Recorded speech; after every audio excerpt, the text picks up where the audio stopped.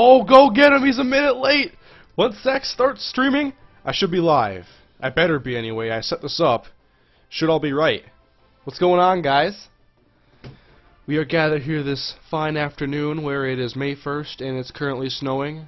I don't know why, but we're here for the UTSA Dynasty Season 4 Offseason Livestream. What's going on, guys? My name is MrHurriicane, and I'm all ready to go. Hopefully everything is working on your guys' end. 1 second. And if you guys can hear me, see me, and are ready to go, just say UTSA in the comment section 100 times, just so I can make sure everything is working. Let me hit replay here on the link. Damn, how do we have 111 thumbs up already? Damn. Everybody loves the off-season. Everybody loves the off-season. What did we cap out at last time for views? We'll hop into this soon, don't worry guys. I'm letting people get in here. That's why I'm kind of buying time right now, just to get more people in the stream before we really dig into this. We're going to look at the All-Americans, the stats at the end, the bowl game, and who won the national championships, because I never tracked that before. And then we're going to get into the off-season, and it should be a lot of fun. But last off-season live stream, let me check the live control room. We capped out at 831 at one point, was the max people at once. Thank you guys. You guys can hear me. That's good news, because I hate talking to myself when I'm supposed to be talking to hundreds of people. Alright. This is good. I like this. Let me just make sure everything is working. Gotta get my screen set up here. Twitter is rolling. Let me... everybody like the stream. Let's get people in here. Share it on Twitter if you would. We're live now for the UTSA Dynasty off-season.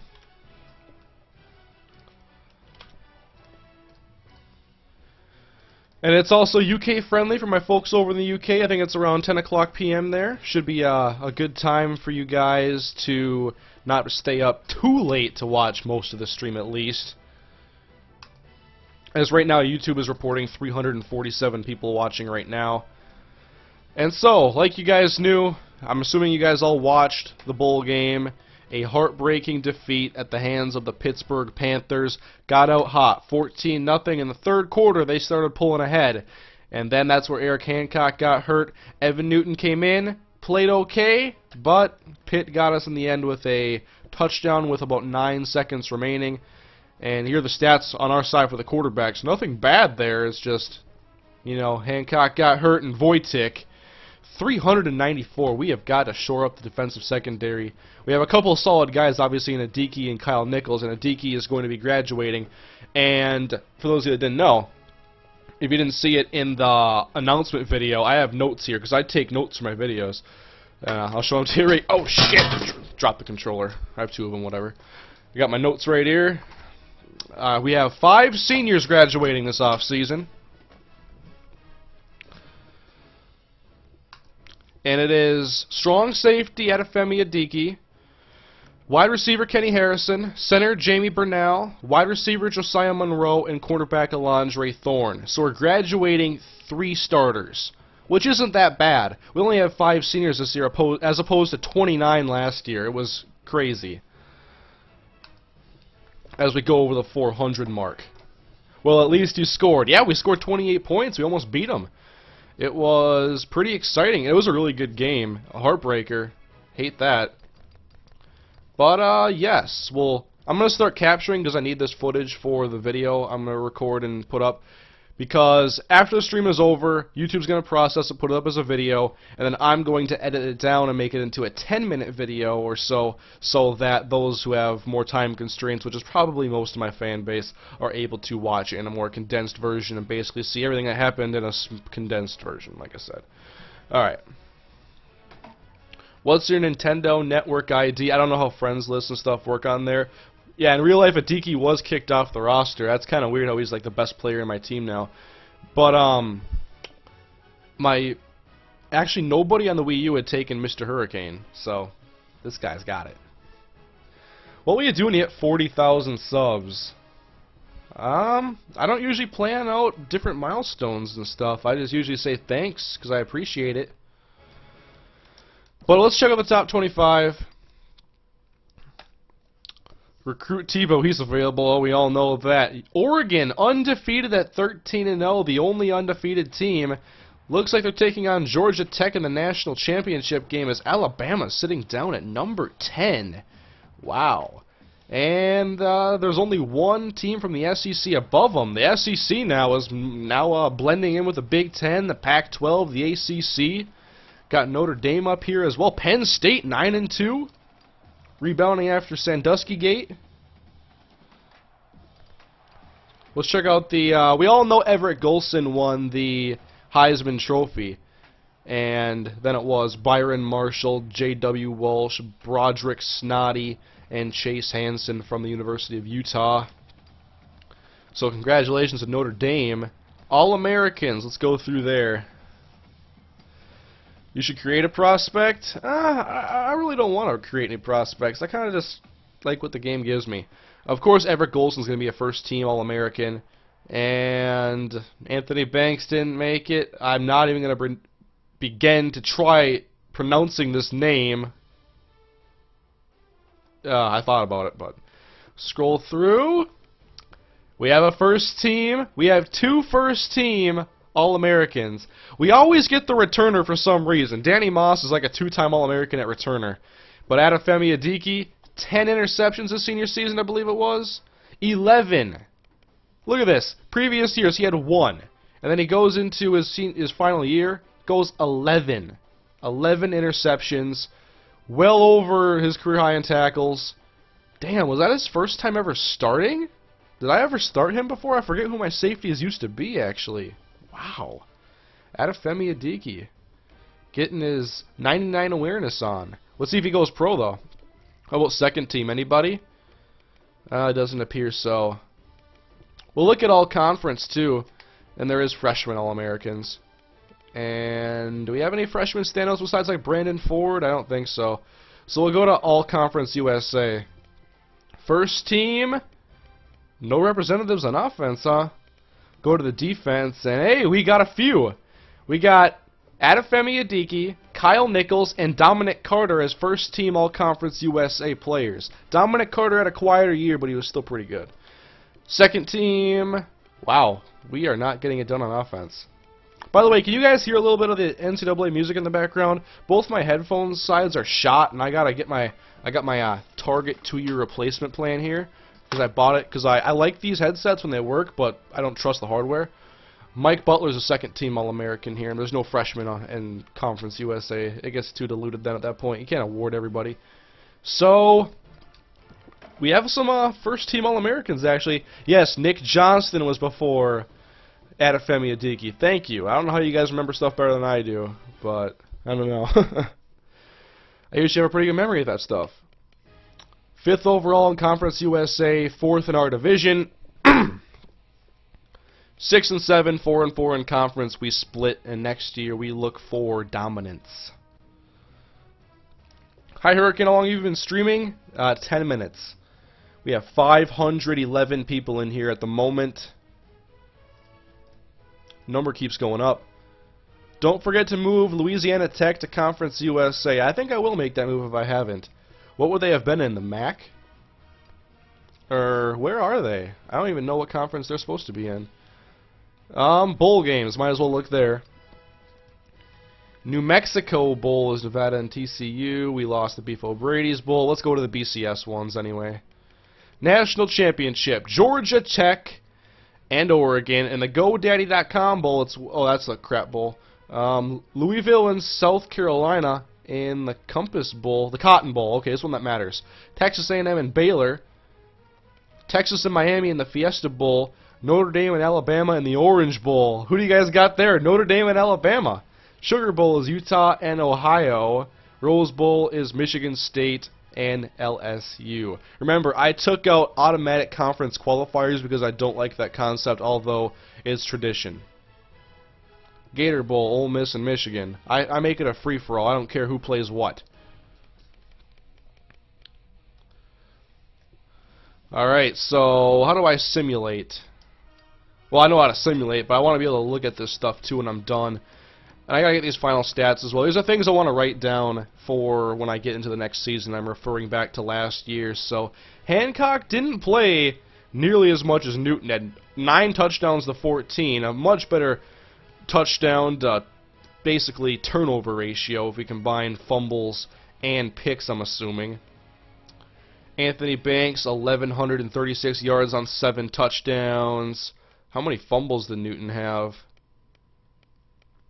14 fumbles. Oh my God. That is an ungodly amount.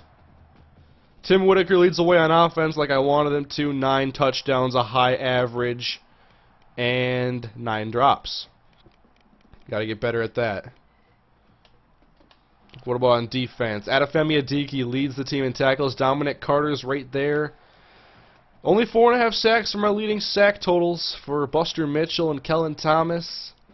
11 picks for Adefemi Adiki and 8 for Kyle Nichols, our shutdown junior corner, turning into a senior at 177 pounds. This guy has to beef up if he's going to go to the NFL. Oh. Louisiana Tech's in the whack. It's lagging because of your connection, not his fault. When are you going to upload the Super Bowl? I have to get around to that, yes. I'm sorry for the delay. I have to play that one of these nights and get it up soon. Kicking, how did we do there? Come on. 13 of 16 with James Benson. Punting. It's punting. 27 a return with Moss. And we're graduating 5 seniors, so goodbye to Adiki, Harrison, Jamie Burnell, Josiah Monroe, and Alondre Thorne. We're losing overall-wise an 80, a 77, a 74, a 71, and a 65. And as you guys can see here on the roster, before we officially transition to the offseason, 2 guys of 80 overall and up. And we're losing this one. But look at all these guys. With progression, we could have a lot more guys in the 80s, a lot more impact players. I'm looking forward to Season 5. So let's say so long to Season 4. It is over. We're moving on to Season 5. Boom. Boom. I said boom! Come on, advance! Are you playing any more MUT this year? Yes. I actually went on there today and bought some more rookies. Did you see that Green Bay picked up Jake Stoneburner? I did. I also saw Mark Harrison go to the Chicago Bears. Tasharvin Bell got picked up somewhere. Jelani Jenkins, I believe, is a Dolphin. Who else is a Vikings franchise rep? I think I've nailed most of the big ones. We already know about Vontez Perfect and Morris Claiborne. Jamel Fleming and Nate Potter, obviously, were drafted last year. Gotta get my G Fuel going, you guys know that, as always. Gotta get my energy for these live streams. I'm not gonna lie, I had one of these. I had like half a entire thing of these yesterday. I got so many Let's Play videos done. I feel like a champ. By the way, if you have not ever been to my Let's Play channel, link is in the description. MrHurriicane LP. Currently working on Gears of War Judgment and Lego City Undercover. Planning on doing some Minecraft and some really cool stuff over there. I gotta get some more games for Let's Plays though. I'm not sure what you guys want to see. I'm basically gonna throw out whatever I got and see what you guys enjoy. I have a ton of games through PlayStation Plus too. So, new record in a season. He shatters Evans Okacha's record by almost 400 yards. Actually, was it yeah, it was over 400 yards. Wait, no it wasn't. Never mind. Can't do math. Anthony Banks breaks the career rushing record of Evans Okacha by 346 yards. More touchdowns. Banks is putting his footprint in the history books. Tim Whitaker, most receptions in a season. Kenny Harrison, most receptions in a career. Whitaker, yards receiving in a season. Touchdowns receiving in a season. Interceptions in a season by Adiki.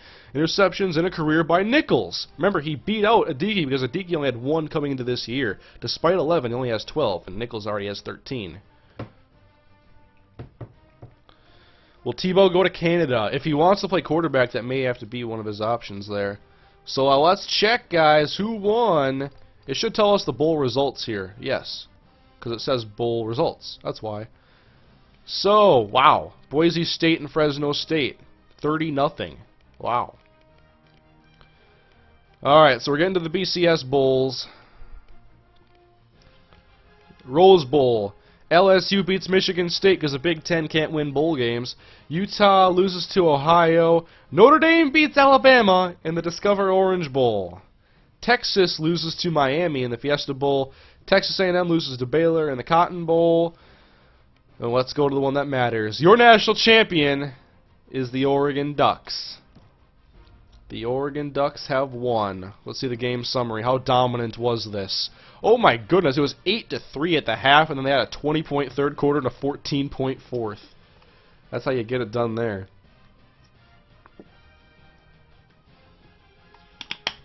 Four touchdown passes for Mariota. And Addison, only 3 guys caught passes. Wow.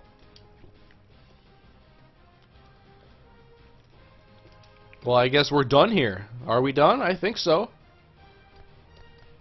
We're done with Season 4, guys. Say goodbye. Say bye, Season 4. It was fun going 6-6. Advance! DeSharvin Bell is at Jets rookie camp. That's right. Will Geno Smith be good for the Jets? I can't say.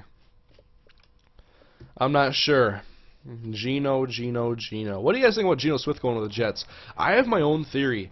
And my theory is that the Jets didn't want to take him but felt obligated to, because if you're going to have your sights set on a quarterback, they had 2 first-round draft picks. Didn't take him there. In the second round, didn't trade up. There are guys who trade up for pass rushers and receivers, but the Jets didn't trade up for Geno Smith. You can't be saying, oh, they were confident they could not draft him twice and then let him fall in the second round. I think they drafted him because he was there in the second round and they felt obligated to take a quarterback, and it just so happened to be the top guy in the draft class. I don't think they really wanted him that bad. What do you guys think of my theory? If you want a quarterback, you take him. Blaine Gabbert, Jake Locker, Christian Ponder. Those guys are drafted high. Teams needed the quarterback. I think the Jets felt obligated.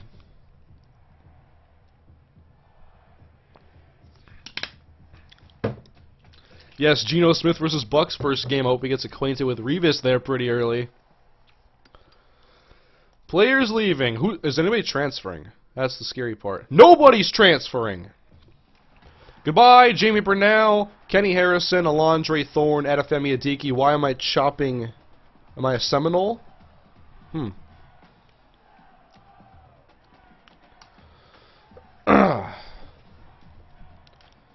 And this dude transferred because he was homesick. Well, a lot of guys do actually do that. He goes from Air Force to San Jose State. He was a freshman. Oh my God!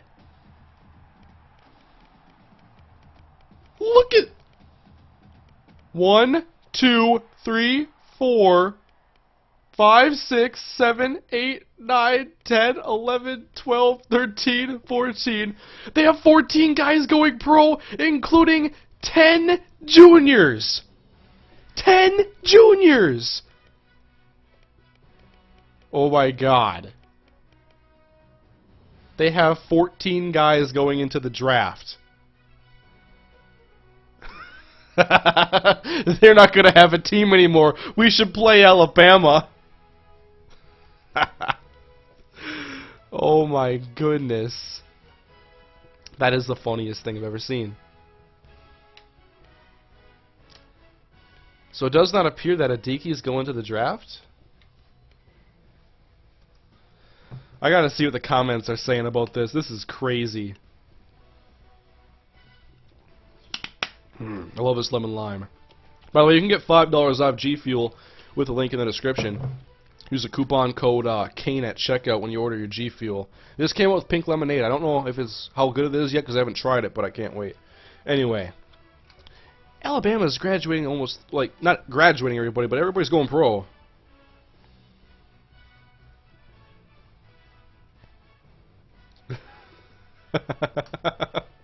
Bama's screwed. Oh Oh my god, that's so funny.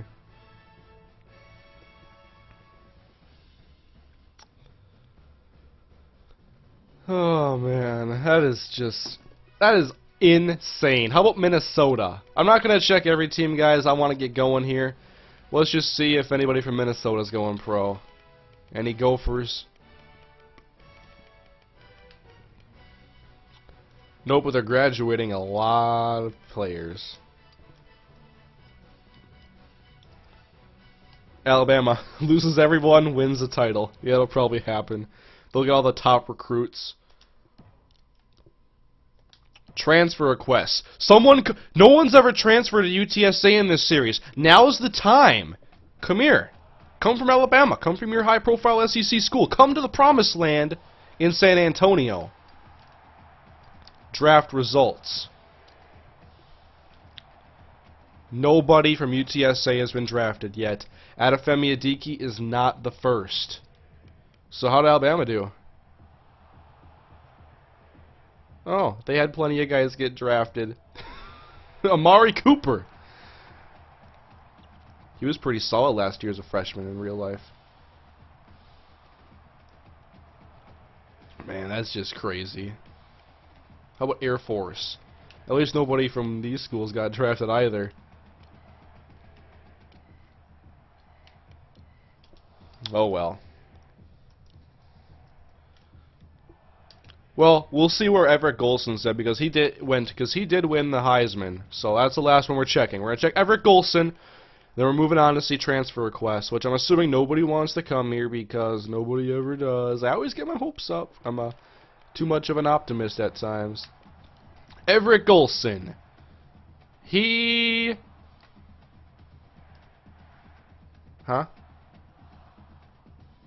not playing football. What? But this guy, Gunnar Kiel. What? Where? He didn't go pro. He's gonna go pursue that degree. Whatever. No transfer request to UTSA. At least no one's leaving either. Remember last year we lost our top tight end that I wanted so bad? We didn't have a solid receiving target at tight end this year because of him. What do you think about Aaron Henderson moving to middle linebacker? He's got to get better in coverage. I'm okay with the change. Like everybody's saying, oh, it's bad because Aaron wasn't that good of a nickel linebacker. But I'm saying if he practices it more, he slims down to get better in coverage. Who's to say he's not going to get better between now and the beginning of the season? Like, give the guy a shot. He's a good football player.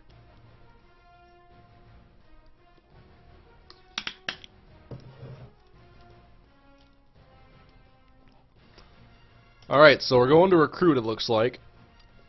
And so we lost 5 seniors. And I found 3 guys on the roster that I'm cutting no matter what. Because one's a 54, one's a 41, and I have too many defensive ends. So we're going to have at least 8 open roster spots. But I'm going to try to get as many solid players in here as possible. I'll put some more guys on the board too. So what do you guys want me to look for as far as prospects go here? Actually, you guys comment that. I'm going to go do a little bit of recruiting, and then I'll see your comments when they roll in. Are you still going to do Parker Patterson? Yes, I'm planning on that. I plan on that. Joe Allen, not Jason Allen. We already got Vince Taylor. This is the guy I wanted, the #1 guy. This could be a big player for the UTSA in the next season. 92 speed, 87 acceleration. 70 break tackle, 72 trucking. This guy is a complete running back. And I can't wait to see what he can do. I've wanted Vince Taylor this whole time. Good second corner, offensive line and defensive tackle, O-line, Canada. We love Canada here in the UTSA Dynasty. We got that 6'7" Andrew Ross last year. So let's go take a look at our friends from above Minnesota even. Let's take a look at Canada. They breed them big up there. There was some. Remember last year was all the defensive tackles that were like 350 pounds. There's not much left though. from Canada. Mike Newton. I almost want to recruit him just because his last name is Newton. Jeff Williams, defensive end. He's 225 pounds, though. He's so undersized. Jason Mitchell. There's not much here from Canada. You need a center. I recruited the center last year, and I had him play guard this year because we had Jamie Brunell at starter. So let's find some really tall players. Let's see what's out there. 32 guys between 6'7" and 7 foot. Okay, show me all the receivers. Are there any receivers? Trent Jock, 6'7", 228, from Burbank, California. He weighs more than he can bench.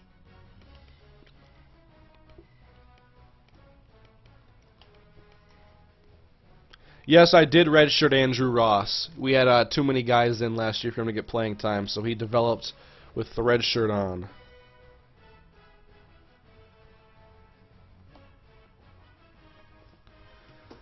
So we could use a tackle. Let's add Ryan Pearson. Let's see how much. I gotta see how many points I need to get up there too. Actually, this shouldn't be that hard. 6'8", 320 is already ideal size.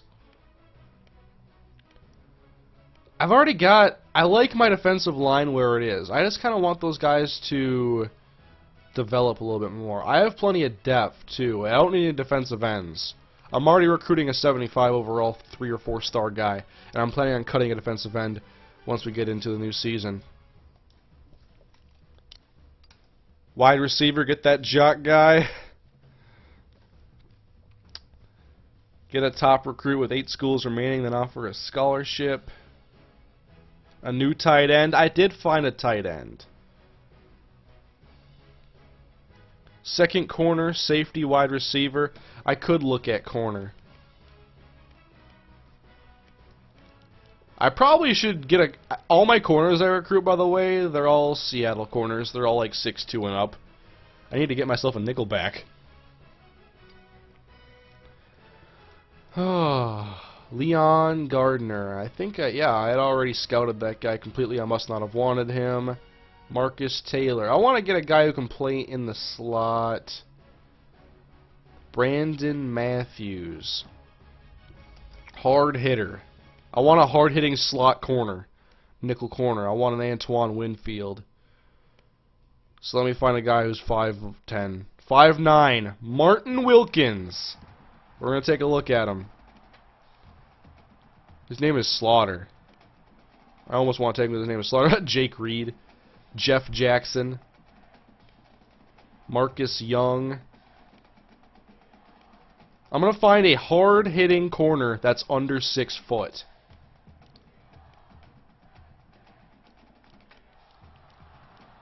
In the 5'5" to 5'9" range. 5 guys.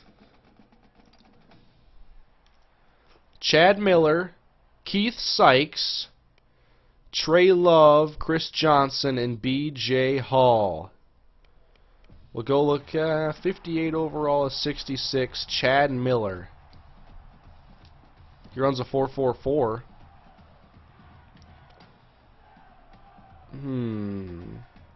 Where is his... How much better is Keith Sykes? He's 5'9", 160. We'll look at this Sykes guy. Why does Chris Washington suck? He had a down year. He was a disappointment. There was that one game too where he just could not tackle anybody.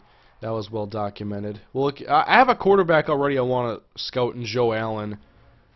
But we'll look at a pocket passer quick. 31 matches found. Drew Stevens. Ricardo Turner, Jeff Hall, Mike Cook, Lorenzo Elbert, Jeremy Jolly, Micah Jackson, Dane Dixon, Brian Powers, Aaron Cooper. I've looked at most of these guys before, Because I have looked at quarterbacks. I think I have the guy I want to scout, though. Let's go do some scouting. What happened to Lawrence Maroney? I don't remember exactly what happened, but he went from the Patriots to the Broncos, I think. And he went from there to out of the league. Marion Barber fell off the map, too. After fumbling in that game that helped Tebow and the Broncos go to the playoffs.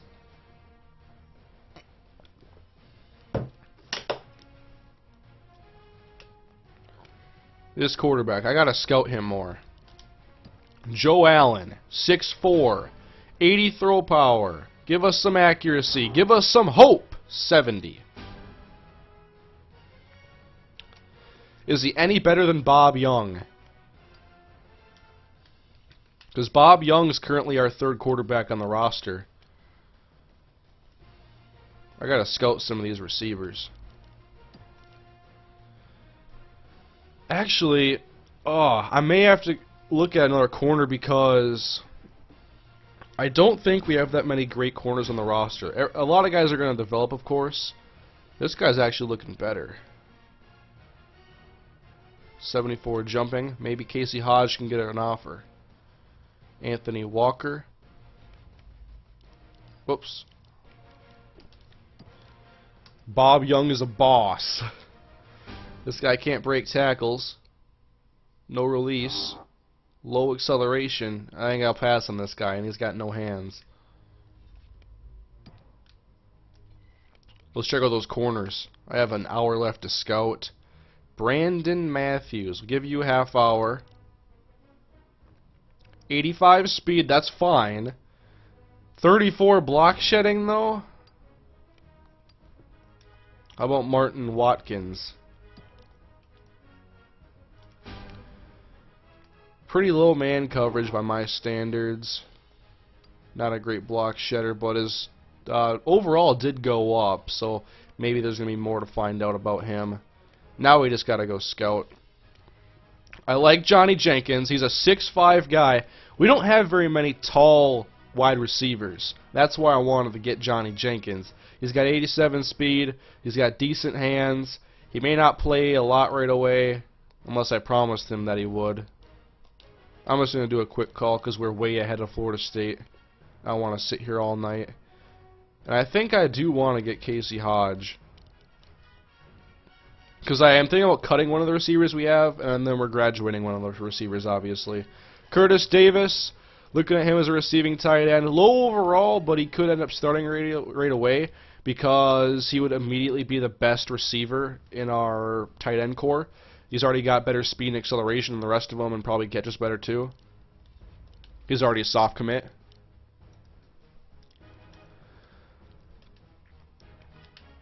And now at the tackle position, I want to get Trey Bratton. We're behind Alabama. We know they need the recruits, but we need them more. From Lakewood, New Jersey. Fans of Blackjack should remember that city. Schedule a visit right now. Come here. Don't go to Alabama. They are gonna suck next year.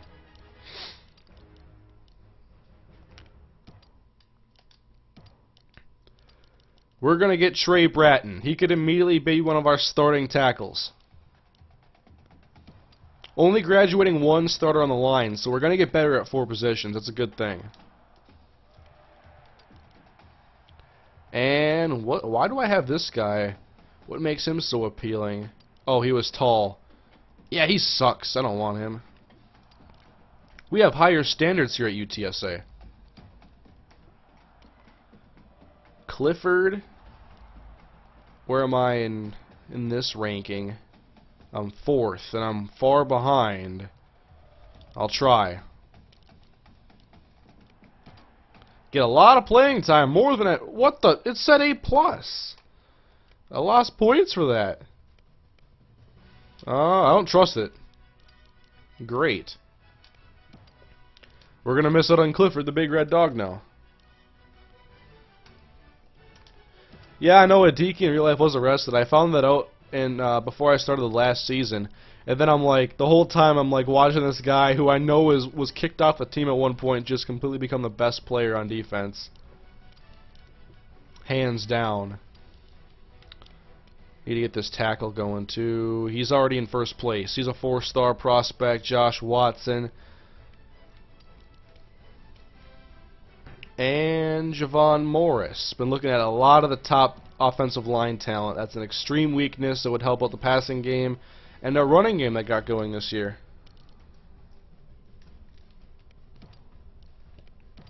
Don't go to Alabama, they're going to suck next year, a wise man once told me. They graduated all their guys. I'll have to take a look at their roster. We may end up playing Alabama. We've never played an SEC team from my knowledge. Even if it's not Alabama, maybe we should go an out-of-conference game against like Vanderbilt or Kentucky.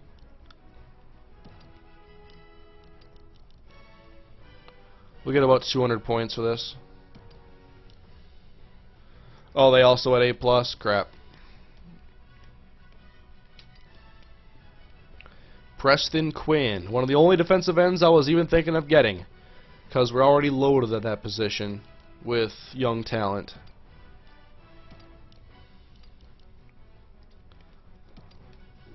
So remember, our top players last year were overall-wise 80, 80, 79, 78, 78, 77, 77, 76, 75, 75. Only 2 of those guys are gone. So, this young team is developing. And I can't wait to see where we are at the beginning of the next season. Defensive tackle. We're going for Stewart. Look at that. The JUCO. He could come in, be a defensive tackle. Stewart. Stewart squared. Visit us right now. We'll bring in everybody. Getting a lot of points, too. Texas, you better watch out. As I'm almost done scouting here for this week. A lot more scouting coming up, though, so get tight. Sit tight, guys. Oh yeah, I have to set their activities too. I never do that. I always forget.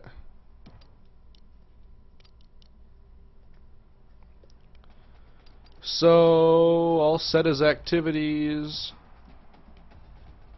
Proximity to home is important. That's it. And do the center want to come on a visit? No. We already got Jake Coley. This is one of the run blockers we already got. He is, what are his overalls? 82 run blocker. He's a big guard. And need better blockers all around. Alright, so a little bit more time. No outside backers, no middle linebackers. We are set at the linebacker position. I have not done much at corner, though, and I may pay the price for that. Although Marvin Stokes, I'm looking forward to getting him. A +7 guy at 75 overall, they're telling me. He could be a nice gem for us. Before I go into the next week of recruiting, I'm going to look at the cornerback depth chart to see where we're going to be, because I may need to make a late push for a solid corner. Even an outside guy.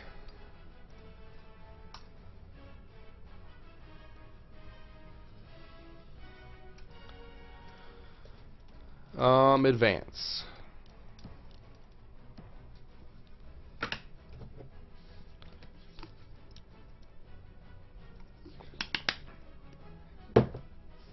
Yeah, I forgot when I go against them in recruiting, it's gotta be a lower grade. I wasn't thinking there at first. Check your pipeline states. I'll search there first. I have 2 pipelines, Louisiana and Texas, and I think Georgia might be one after this year. I usually don't look at athletes, but you guys always tell me to. Maybe I should do it. Old Dominion Dynasty NCAA 14 Hurricane. We'll see what happens. I don't know what I'm going to do yet. But depending on, maybe a new team. Like a new team in the game that wasn't in there before. Shout out Canada, please. The whole country of Canada. Shout out to Canada. I've never been there. I've seen it. More commits. Preston Quinn. Curtis Davis and Marvin Stokes. That's 6 recruits committed. We have 8 for sure roster spots where we don't have to cut a player that we want.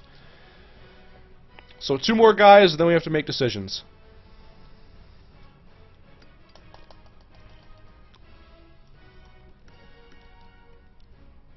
Can I check my roster from here? I should be able to. That should be pretty basic stuff. I guess I can't from this screen. Shout out to Bulgaria too. Shout out to Bulgaria, England, Germany, Brazil, where all my subscribers hail. I wish I could see my depth chart now. I know we're weak at corner though, so I'm gonna look.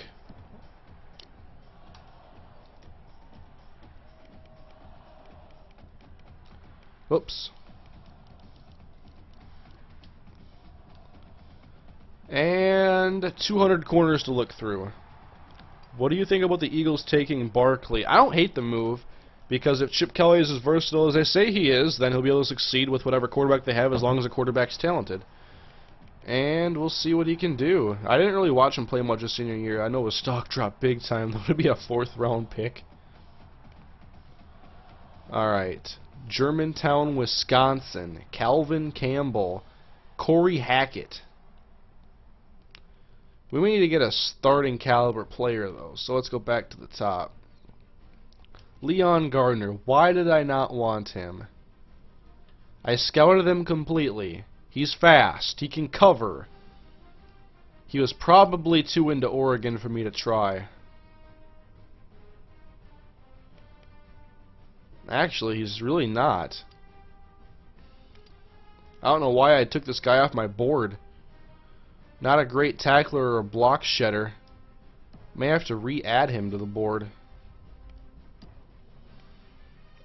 Josh Ward, Joseph Salas, Michael Curry, Clint Fields. He runs a 4.3. He's 165 pounds.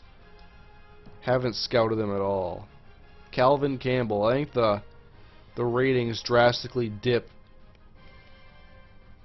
Brian Williams, hard hitter. I want to get a hard hitter in here, and he's from Hawaii, and Hawaii guys always hit hard.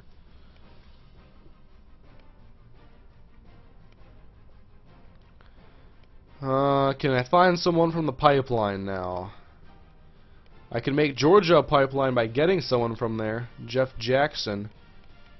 We'll recruit him. We'll see what he's good at.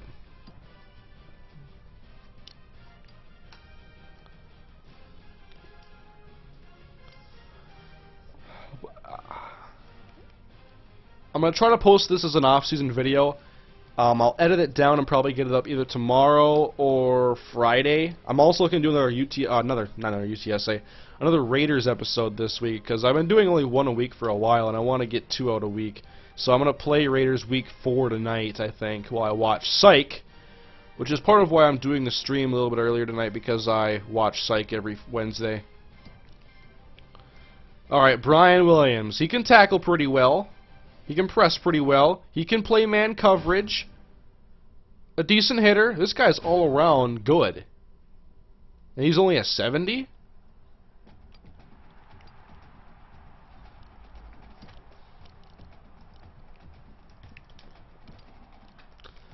Hurricane, what do you think of Ziggy Ansah?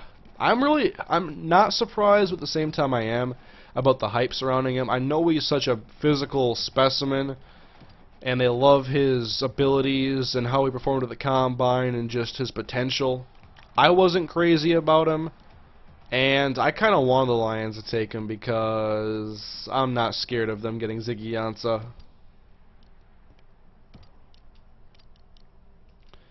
He may give me a reason to be afraid, though. We'll find out. Leon Gardner, though. Give him that quick call treatment. Alright, Jeff Jackson. We're going to find a diamond in the rough here. We'll give him 40 minutes. 72 zone, 90 speed, 69 hit power. Pretty good man coverage. Jeff Jackson.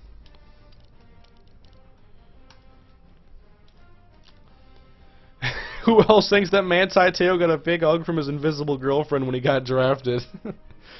Those jokes are gonna haunt him for a long time. I don't know about his whole career, but a long time. Until he plays really well in the NFL. That's basically what my thought is. Joe Allen. And I can't see Bob Young's stats right now, so I can't really compare the two. And do I want to carry 4 quarterbacks on the roster? I mean, he's a dual threat guy who who is less accurate than Evan Newton.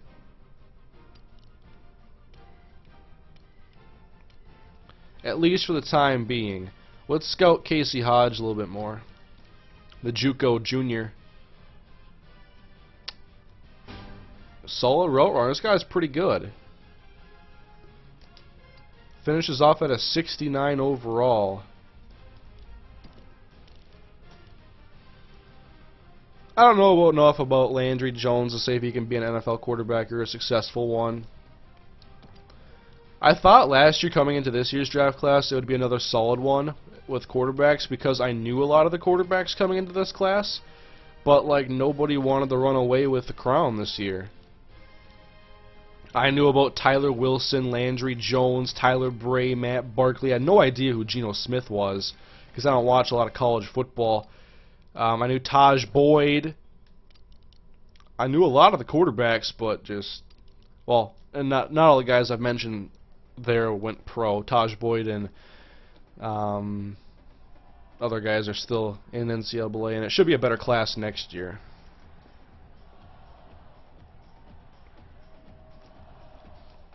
Johnny Jenkins. Are you surprised Sammy Hollins went undrafted? He didn't go undrafted. He'll be drafted after his...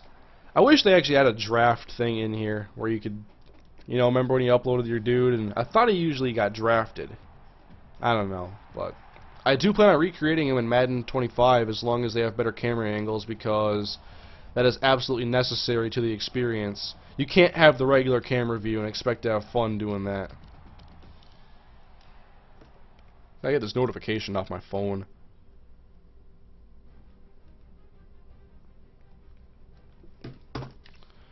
Light was bugging me. Mike Clifford. What do you think of Derrick Rogers? I don't know. When you see a guy, I don't care how risky he is, a guy like him is worth it in the 7th round. I don't understand how these guys go undrafted. I would draft him in the 7th round. Unless you're just that desperate.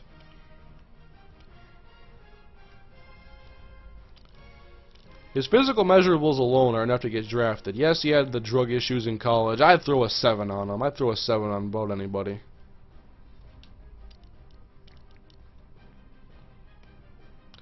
Alright, so let's do some more scouting here. Corners. Give him 50 minutes. Clifford the Big Red Guard? Oh my goodness, we could have a nickname if he comes here. Already waiting for him. Alright, Martin Watkins. I got some decisions to make here at corner.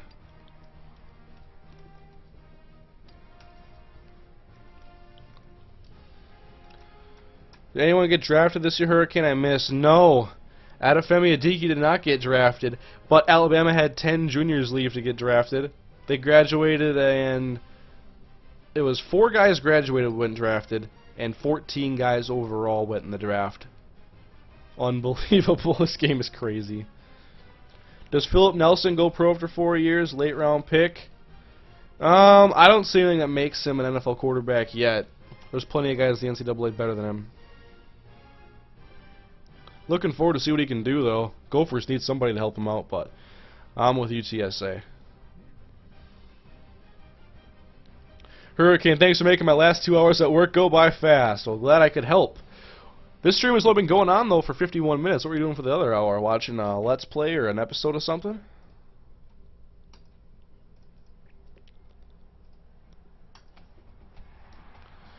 All these corners are better than Jason Holmes. Oh my goodness. The dude got torched. In the last 2 videos I posted for my big series, UTSA and Oakland, Oakland and Anthony Knoll get torched all game, and UTSA it was Jason Holmes getting torched all game. I was just like, wow, my corners in these series are terrible. How was Fred Arnold doing? He rolled the pine this year, didn't even start. That's why we never played, that's why we didn't play Colorado this year.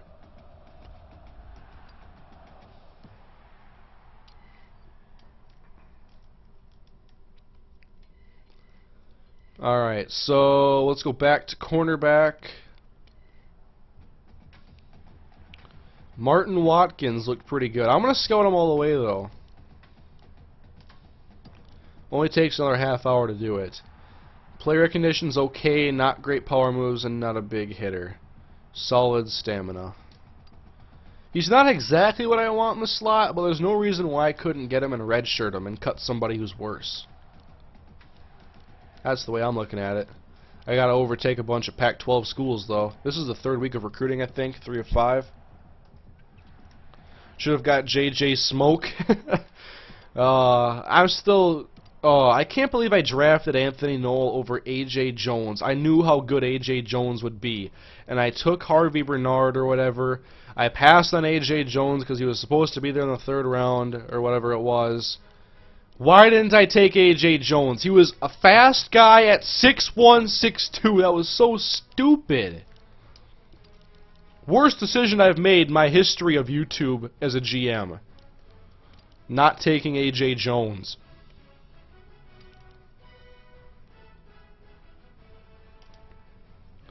Leon Gardner. If you want to come to a winner, well, I suppose you want to go to the national title winning team. I don't exactly compare to them, but we're pretty good. Golson might be a redshirt senior next season. Yeah, you'd have to think so because he would have the overall and the Heisman Trophy to get drafted high on here. So I don't know what the deal is.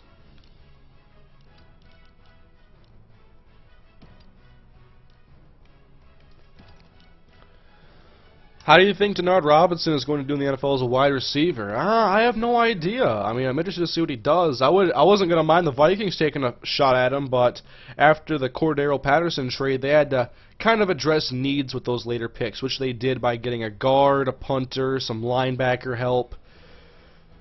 And so I'm like, okay, let's not take Denard. We got to get the linebackers and stuff in place. And I don't disagree with any of the Vikings picks in the draft. Not a single one. All 9 are solid in my opinion. Jeff Jackson. What about Lawrence Okoye? We haven't seen him play football yet. We've seen him try out and seen him work out well, but that's not enough to give you an indicator. I was surprised he wasn't drafted in the 7th round.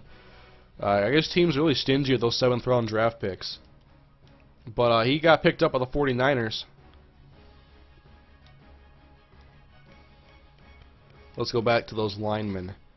Okay, we got a soft commit here in Josh Watson. He's committing. He's going to come here. And Trey Bratton, number 1 from Lakewood, New Jersey. That would be a huge pickup. He could be our left tackle today.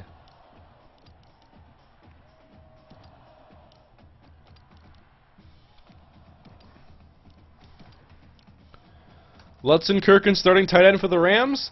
Starting, they picked up Jared Cook and gave him like $6 million a year. Your boy Philip Lutzenkirchen went undrafted, Chris. You gotta settle down with the Auburn love there. Did anybody pick up Emery Blake? I don't think so. Do you think Chris Carter's son will make the Vikings roster? I think he's a long shot. But you never know. Because the Vikings, usually teams carry 5 or 6 receivers and have 1 guy in the practice squad. And so at the Vikings, you got to figure Cordero Patterson, Jarius Wright, Greg Jennings, Jerome Simpson, and then you have guys like Greg Childs and a bunch of guys that are going to be looking at those final spots. Stephen Burton, who I'm not very high on.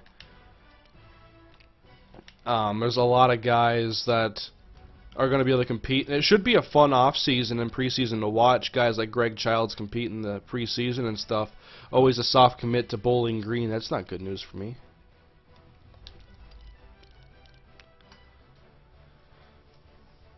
I got thoughts on everybody here. I don't watch enough college football. I wish you guys would give me thoughts. Like, what are your thoughts on Christian Ponder, Hurricane? I can give you a definite assessment there. Oh, Stewart, soft commit.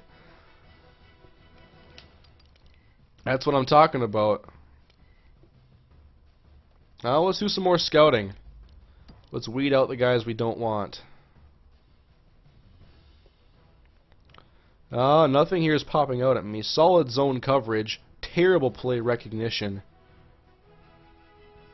Yeah, I'm going to pass on Brandon Matthews.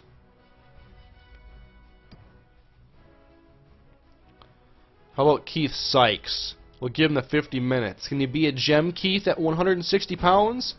71 zone. If you have like 99 hit power, though, I'll get you in a heartbeat. You can jump. He's going to need it. He's short. 70 hit power. Keith. I don't know, man.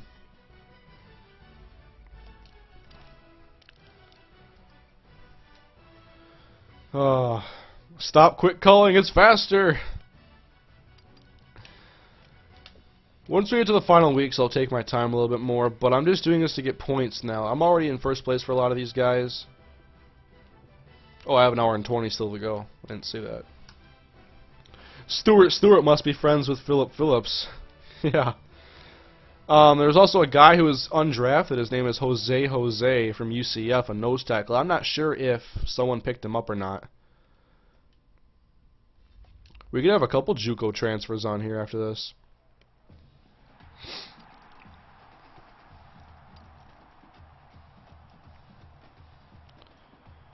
Thoughts on A.J. McCarron? I've actually seen him play a little bit, and from what I've seen, the best thing he has going for him is being in more of a pro-style offense, and I think he has some pretty good arm talent. He can make a lot of the throws. I don't see anything that makes him special.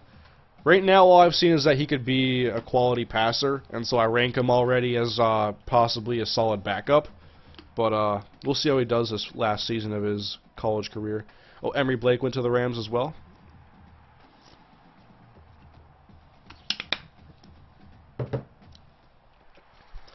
Thoughts on Aaron Hernandez? I personally like Aaron Hernandez more than Gronk. I'm not saying he's better. I just like Hernandez more. One of the most versatile tight ends in the league. Solid speed. I like Hernandez a lot. He was one of those core guys when I used to watch Florida. I started liking Florida because I loved watching Tim Tebow and Percy Harvin. And they had other great players like they had Jeff Demps, who was fun to watch. Chris Rainey. Who is the ginger for the Eagles? I forget his name. Riley Cooper. He was really good. Aaron Hernandez, obviously. Carlos Dunlap. Brandon Spikes. There was some real high-profile guys on that roster, like when they won the national championship and into the next years even. What did you think of the Packers draft? They drafted really well. I think the Packers had one of the better drafts. They let guys fall to them. They finally addressed their defensive line with a solid player, I think, in Dayton Jones. I like the Eddie Lacy pickup. I like the Jonathan Franklin pickup. Packers will be sitting pretty good. As long as Ted Thompson, he misses on his first-round lineman prospects, though. This dude can't draft a lineman in the first round. He can draft other stuff. He's a good GM, but when it comes to linemen, this dude's a nightmare. Taking Derek Sherrod, Brian Bulaga, Justin Harrell, who I don't even think is in the league anymore.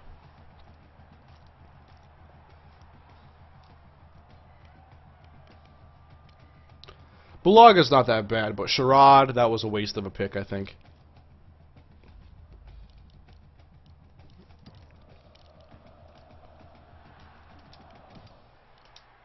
Alright, Casey Hodge. I like his talents. I'm not sure how much room I have on this roster for him, though. Let me see him one more time. How interested am I in this guy? At 6'1", 185. What are his skills? We have a lot of receivers. He's fast. That's about it. Now I have second guesses here. I think I'm going to pass, actually, on Casey Hodge. We have plenty of guys on the roster. We had a couple guys who were redshirted. And yeah, I just don't think that he's the right option there. But I do want Johnny Jenkins. I know that for sure. He's 6'5". I want a tall guy. I did lose an hour, though. Whoops. Yeah, AP said he wanted to rush for 2,500 yards. Got to set your sights high. Even if you fall just short, you're still really successful.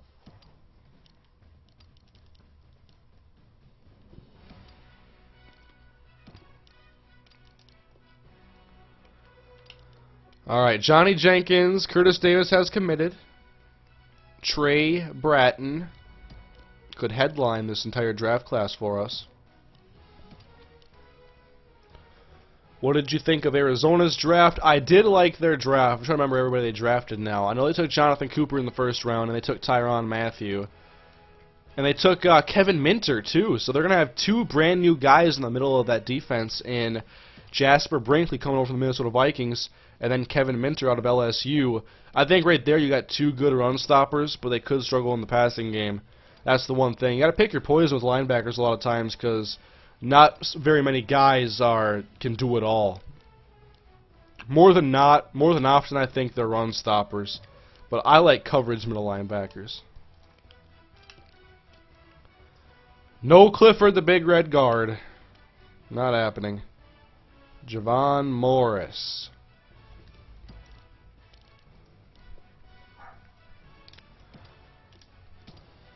Got 7 hours left of calls here. Bengals trying to make McCaleb a cornerback. What is he, like 165 pounds? Not surprised. Tywan Jones is being converted to cornerback apparently too. Not by me, by Reggie McKenzie and the Raiders staff. Although after last game, a lot of people are calling for his head.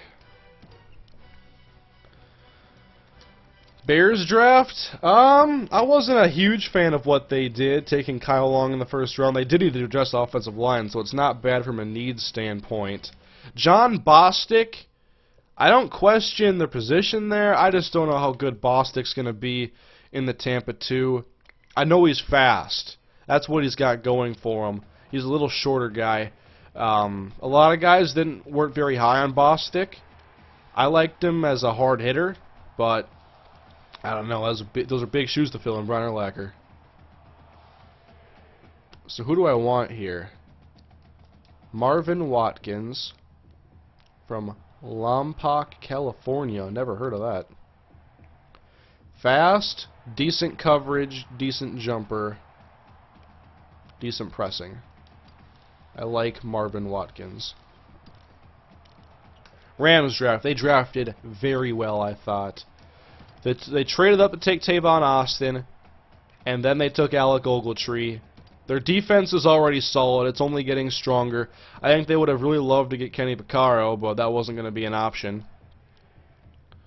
Who do they end up taking at safety anyway? I don't remember who all they drafted, but I remember looking at their whole draft, and I'm like, why isn't everybody talking about these guys? They did very good. Who else did they take? Stedman Bailey. I love that pick in Stedman Bailey. That's all I remember from the Rams.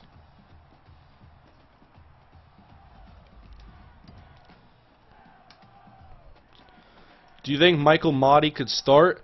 Michael Motti's a really good story, especially if he can turn it around. He had 3 ACL tears at Penn State. He's a very hard-working middle linebacker, and the Vikings put a 7th-round pick on him.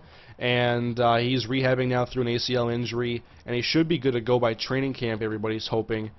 And he's just another guy who's an injury concern. And if he's healthy, he could be a very good corner or a very good middle linebacker, and could perhaps be the Vikings starter of the future, which would be awesome. Everybody, I see on my screen right now, Ravens draft. Jets, Giants, Raiders, Eagles, Bucks, Indy, Bucks. That's a lot of guys for me to talk about. I'm surprised I can even remember all these picks. I only missed about a half hour of the draft coverage. I watched almost every minute of it.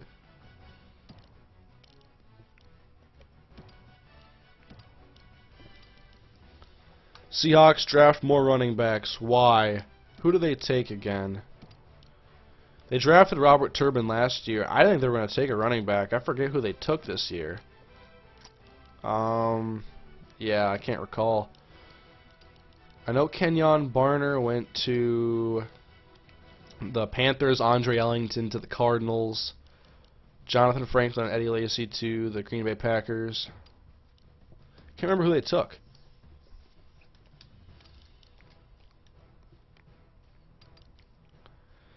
Jeff Jackson. We gotta scout him more. 40 minutes. This is the deciding thing here with Jeff Jackson.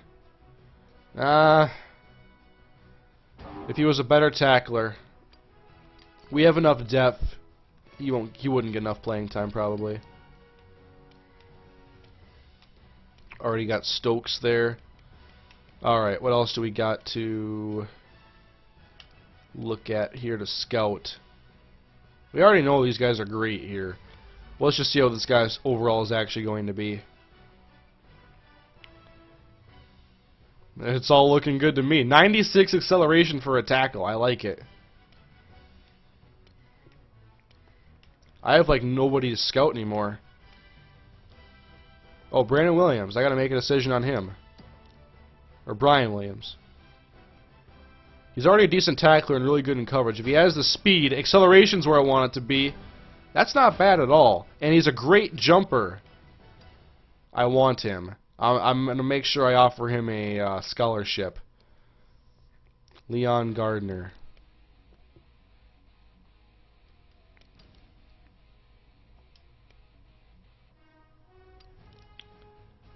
I have nobody else to call, I think, so I'm just going to back out. Lattimore in San Francisco. Who do you think will be the NFC West champions? Oh man, I'm not gonna make those guesses now. That's gonna be a fun division though because all 4 teams are getting stronger. It's no longer a crappy division. The Rams are really improving. I think the Rams are the fastest improving team in the NFL. You could argue that the Colts are as well. But I'm going to say that they're mainly there because of the quarterback. I'm thinking as a team, the Rams are progressing faster than any team in the NFL, maybe. From an offensive, or definitely a defensive standpoint. Offense more this offseason than past because they whiffed on the 33rd overall pick in Brian Quick. But Tavon and Stedman and getting Jake Long, love it. Jared Cook, overpaid him, but you did it for a good reason.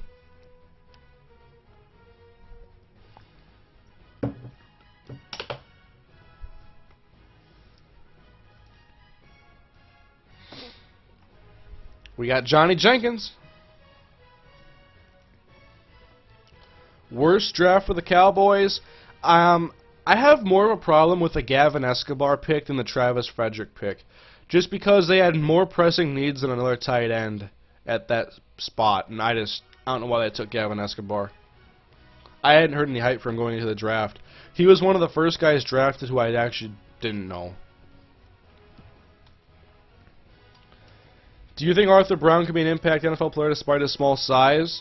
I've watched him on tape, and he looks pretty decent.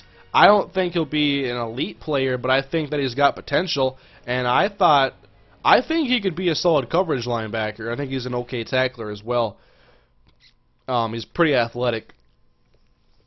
Yeah, Arthur Brown is one of the guys I was looking at coming into the draft for the Vikings because they needed a middle linebacker very badly. Although some projected him as an outside guy, he could play inside, could play outside. He's versatile enough to do it.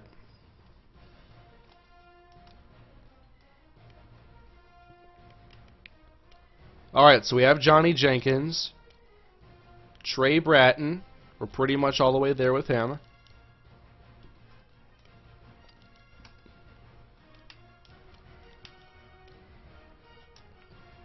The center. Colorado State overtook Texas, huh? We got Preston Quinn. We got Stewart. We are raking in the prospects now, guys. And I want Brian Williams.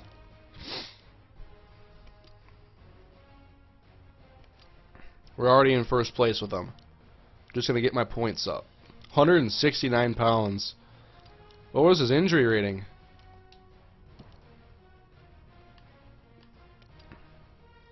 .82, that isn't terrible. It's better than Evan Newton, I think. This isn't Draft Talk Livestream, it's UTSA Offseason Livestream. Good point. Let's get on track. What do you guys think was the weakest part of the team last year? Was it quarterback, offensive line, defensive front applying pressure, secondary? Secondary definitely became a huge problem in the second half of the season. But what do you guys think overall?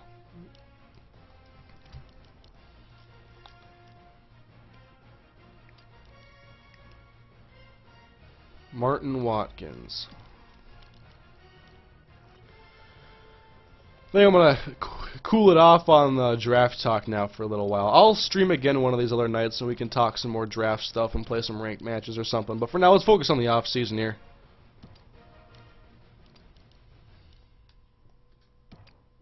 Secondary, O-line, O-line, O-line. Receiver was bad hands. Definitely inconsistent. Jason Holmes, no love for Jason Holmes anymore. We're getting a lot of points here. We're getting Martin Watkins, that's for sure.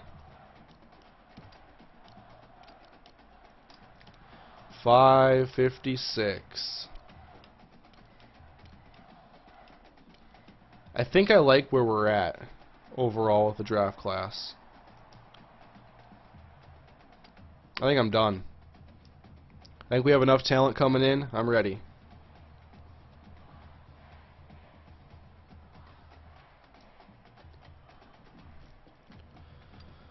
Let's end recruiting right there. We have enough. We have plenty of recruits, plenty of guys committed. I think we have around 14 or 15 guys. Secondary definitely started strong but kind of fell. Rush defense. Evan Newton equals bust? I don't know. Can we say that now? He got his starting spot taken. And Hancock, he can throw the football.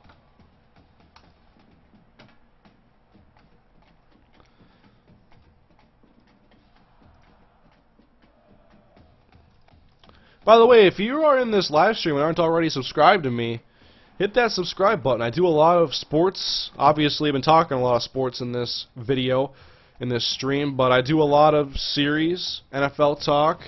It's mainly football related over here, and I have a Let's Play channel for those who like other games. Link in the description to my Let's Play channel. Link also in the description to Gamma Labs, the company that I'm partnered with, as I promote G Fuel, the energy drink here, all natural, no sugar, really good. And I drink this during streams to get energized. And I drank it yesterday at around 3. At around 3, 4, I start slowing down because I wake up kind of early. But I drank it yesterday. And thanks to that, I have like 6 more Let's Play videos to put up this week. I'm trying to go hard on both channels. Here we go. Holy crap. Okay, we got some guys. I think they filled out the draft class for me because those are half those guys I don't even know. Did I say porcupine yet? No, I didn't. Knew I had to at some point. Alright, someone keeps tweeting me 4 times in the past 5 minutes. Favorite Vikings rookie not drafted in the first round? I'd say Michael Motti because of his story and what he could potentially be. Alright, signing day. Let's check out our draft class overall. Apparently a bunch of scholarships were handed out. Oh yeah, Breedlove is back. I saw that. What happened? We have the 10th best draft class, actually. Because we get so many 4 and 3 stars. But yeah, I don't even know who all these guys are. They filled out my draft class. Remember last year we wanted that running back named Breedlove and he wouldn't come here? Now we got a defensive end named Breedlove.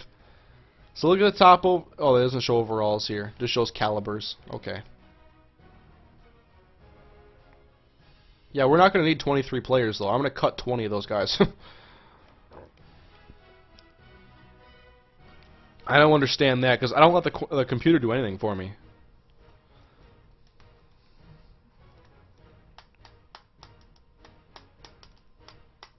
Yeah, I know they're all walk-ons. I don't remember if that always happened in the past, or what's up, but position changes. Okay.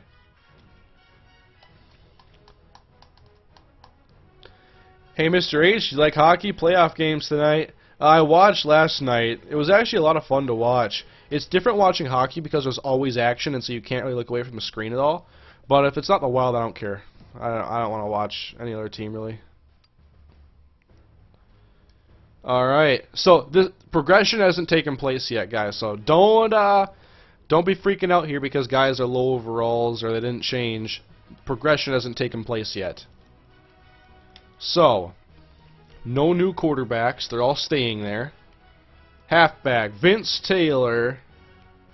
There's Oscar Bridges and Kenny Brooks. 2 fullbacks. I don't know if I really want to change anybody. Yo, they're saying he's a bust. Gem. Wow. They gave me 3 tight ends. Justin Hurd, Mike Sims, Curtis Davis. We got 2 gems up here. Wow. Yeah, I gotta change some of these guards to right guards to get that balanced. Oh, I just have a lot of guards. 4 over there, 5 over here. How about right tackles? 3 of them. Josh Watson, Josh Beach, Patrick Coley. Left end, Preston Quinn, Buster Mitchell. Both of them. Well, Buster Mitchell was good last year, but I have way too many ends. These guys aren't making the team. I have too many ends. Look at this. I have like 12. I have like 13 of them. Avery Breed Love. There's nothing to be enticed about this guy. There's nothing impressive. Linebackers. Why did you give me more? I didn't want any. Too many walk-ons. Darren Malone. Who is that? Corners. Yeah, we're still going to be kind of weak there. Well, guys haven't progressed yet. I can't say that. Marvin Stokes, that was a really solid pickup there as we lose out of Femi Adiki. Alright, so I'm not moving anybody. Wait, I want to see Andrew Ross quick. Where do they have him set at? Yeah, this is the 6'7" outside linebacker. Not putting him at defensive end. He's smaller, well, weight-wise, and we have enough defensive ends.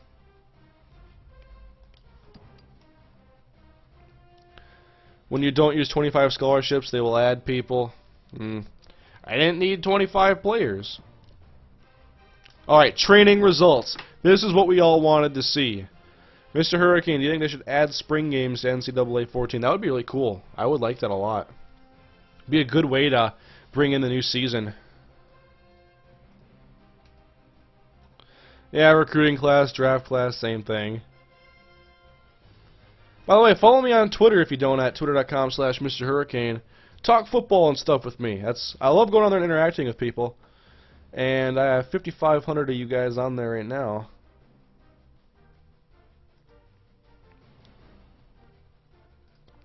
Alright.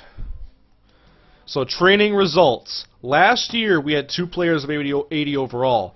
We lost one of those players. Our best players were an 80, 80, 79, 78, 78, 77, 77, 76, 75, 75. And now in Season 5, here we go.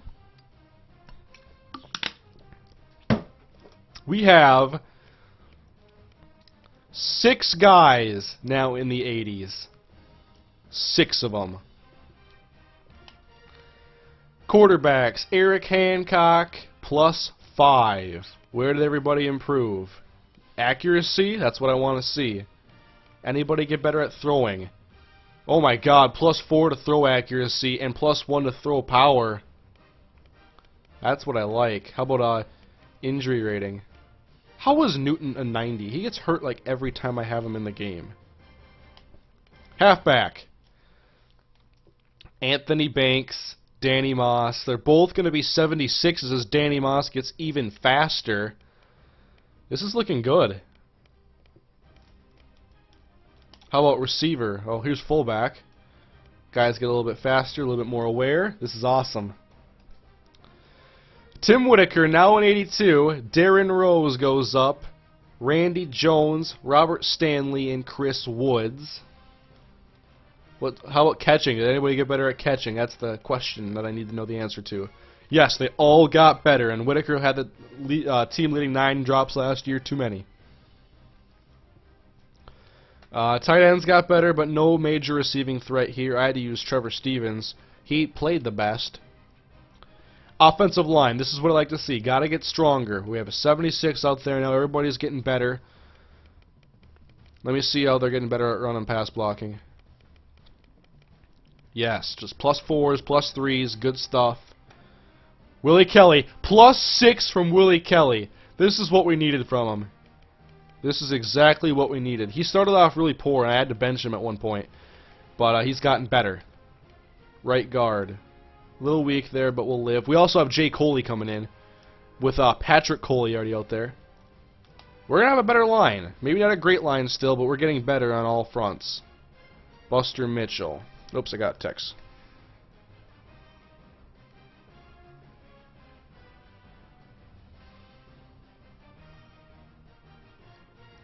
Jesus, who keeps texting me?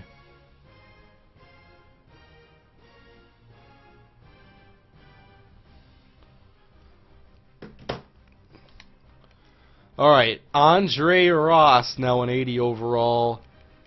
I want to see someone just take a huge, just go up big time in speed. But man, we're getting stronger. I like what I see here. We could be a much better team this year, guys. I'm excited. Kellen Thomas to an 83. Someone's getting drafted. Wait, it's Blackjack's me, and it's gone. What's gone? What's gone, Blackjack? Chris Washington. Wasn't great last year. Is this the year where he finally gets it together? He was a first-year starter. He was the best guy there. Didn't do a whole lot. Didn't impress me much. Dominant Carter. We call him Dominant Carter here. And he just continues to play well, get better. Right outside, Brandon Ford. He was a beast last year. Damn, 97 acceleration for Sean Hunter. How about Andrew Ross? He gained 5 pounds in the season, guys. He's now 230. At 6'7", from Saskatoon, Canada. Corner. Okay. Jason Holmes, the GOAT because of the bowl game.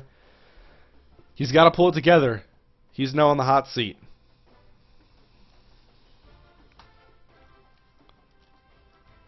Raul Tolbert, Ronaldo Lawrence, Trent McGee. Everybody's getting better, but secondary, we're definitely stronger on the back end.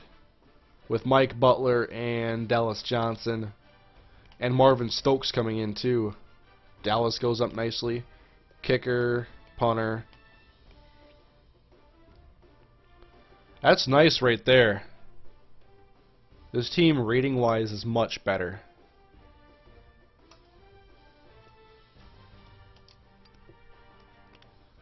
Now we got to see the whole depth chart.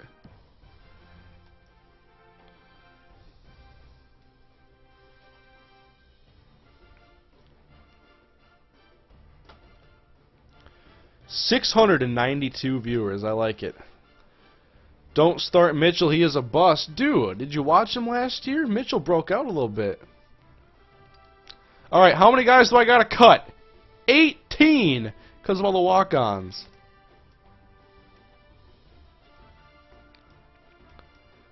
Alright, we have 50 players from Texas, by the way. That's what's up. So, halfback. I don't want to carry... I already said I was going to cut Kenny Brooks. He's gone. I'm excited for Vince Taylor, though. Very excited.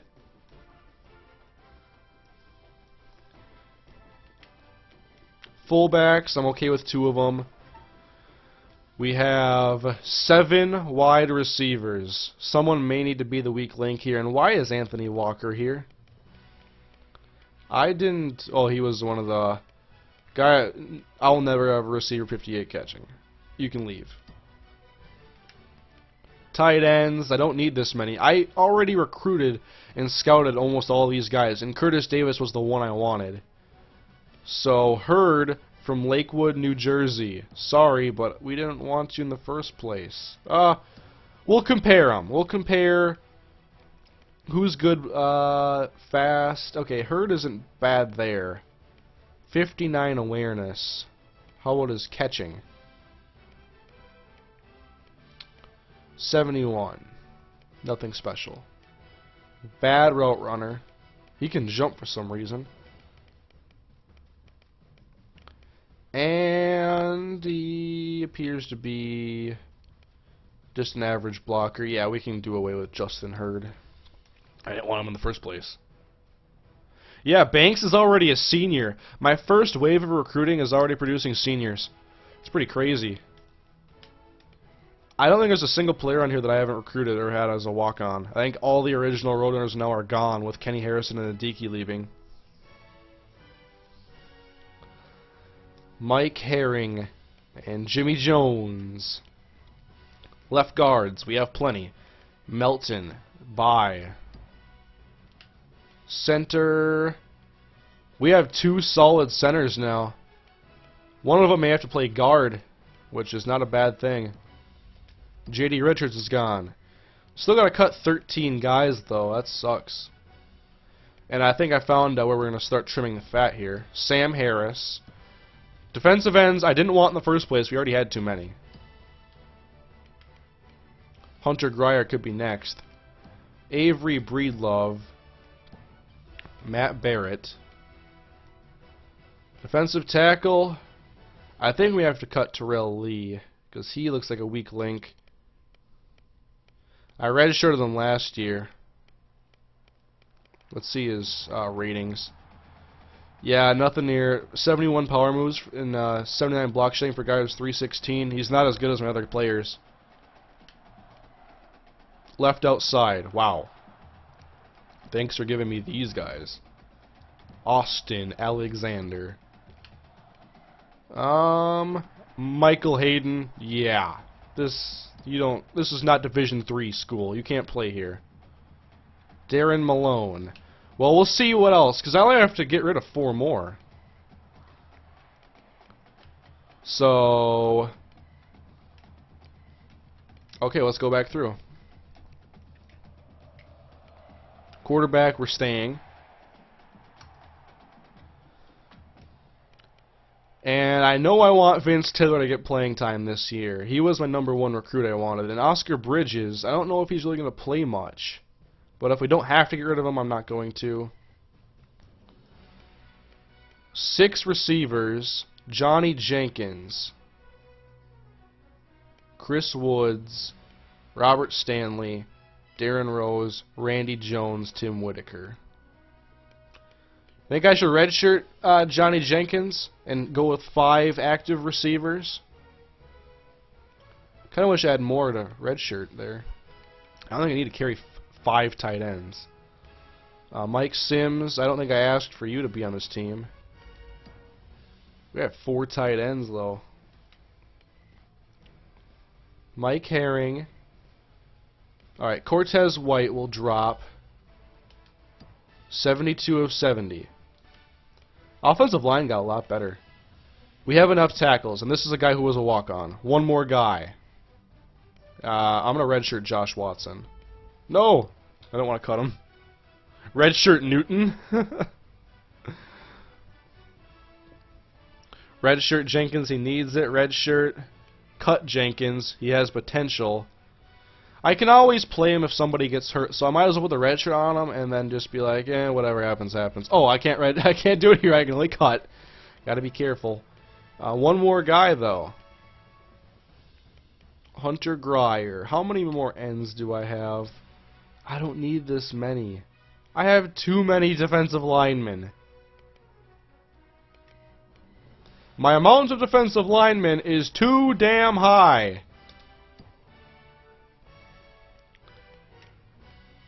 I have 10 players from Louisiana now, and only 37 from Texas. We're really balancing out here slowly but surely. 2 players from Arizona, 1 from California, 2 from South Carolina, 2 from Ohio. Cool. So actually a couple walk-ons will make the team. We're going to redshirt. Oh, I can't redshirt from the screen. What am I going to get through my head? Alright, so 70 of 70. We have our roster set. Huh, I thought I was going to have to make a lot more tough decisions, but I could have had a lot more guys that I could have ended up redshirting.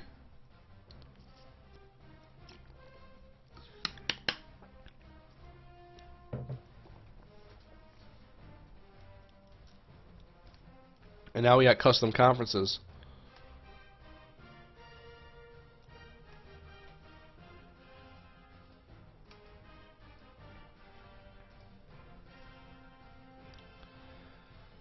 I'll retweet that.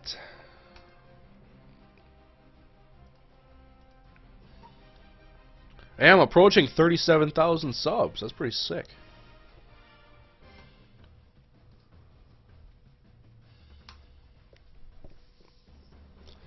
Alright, so it looks like Custom Conferences is up next. People want to see me move Louisiana Tech to the Conference USA.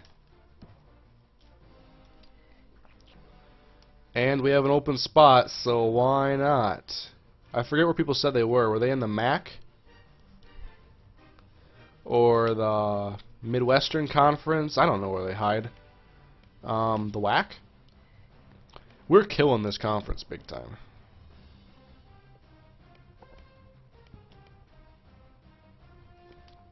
Alright. Sorry guys, enjoy the broken down whack.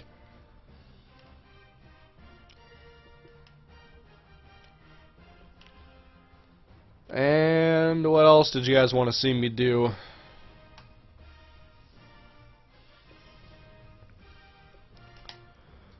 I don't know the conferences that well. Where is Louisiana Tech? Did I put them in here? Oh, I see them. Okay. We have more room here in the Conference USA, too. Make them your locked-in rival.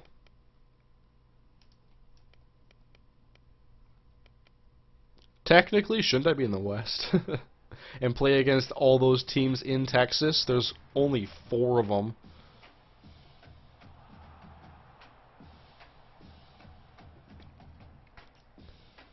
Put someone in the WAC, I don't care, just do it. Rutgers and Maryland are in Big Ten. Alright, let me go to the Big East. Rutgers. I don't know where Maryland's hiding. Big Ten. Where are the Terrapins? Are they in the ACC?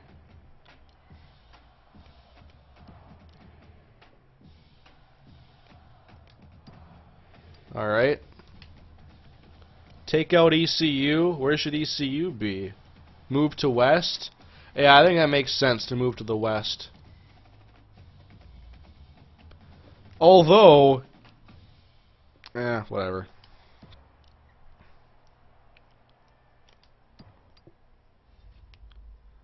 Oh, I can't move over there? What? Swap team. We're gonna swap. Who should be East? Because all these teams seem like they could, let's swap with Tulane.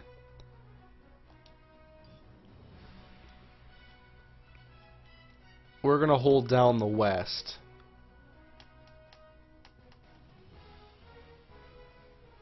Just to have that equality over there. Move South Florida Conference USA. Clemson. Pitt and Syracuse are in the ACC now. Syracuse, Pitt, and Louisville to the ACC.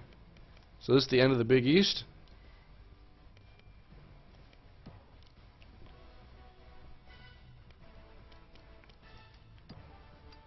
I'm really killing these conferences now. And Louisville, was it? Swap Tulane and Rice. Well, Rice is in Houston, so it makes sense to have both the teams in Houston in the same conference, or same division, I thought. You have to keep someone as an independent, too.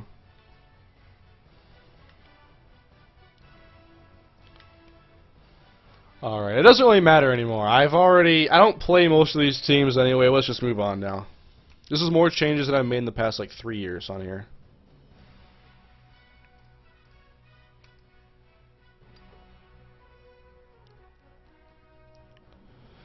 Is UCF actually in the Big East, though? Because they're in Conference USA, so I can actually change that.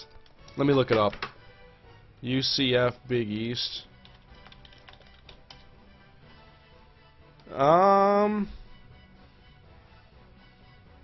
Yep, they're in Big East football, so we're going to move them.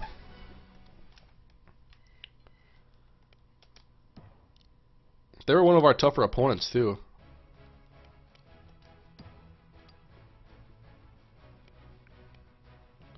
Alright.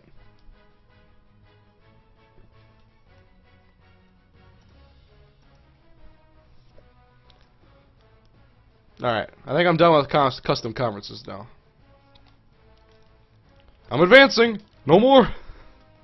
Going to preseason!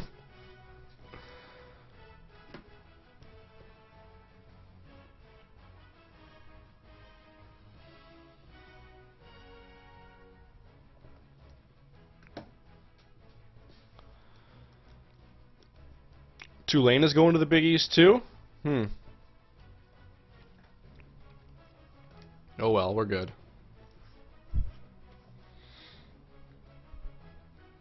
Now I think we move on to our schedule.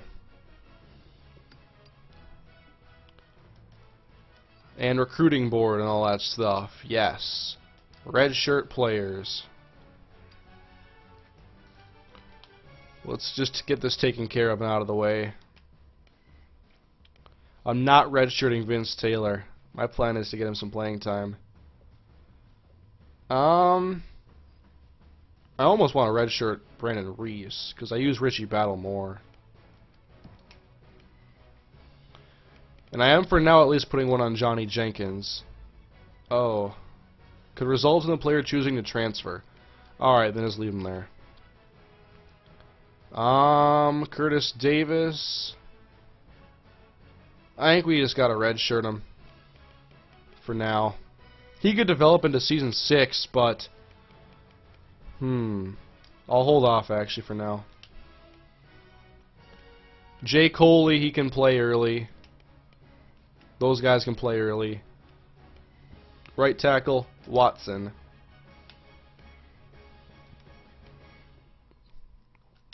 I like all that stuff there. John Davis will place the red shirt on him. Jeff Wilson somehow made the team. Darren Malone. Oh man, this is the last year for Dominic Carter too. Man, this has gone by so fast. Brandon Matthews.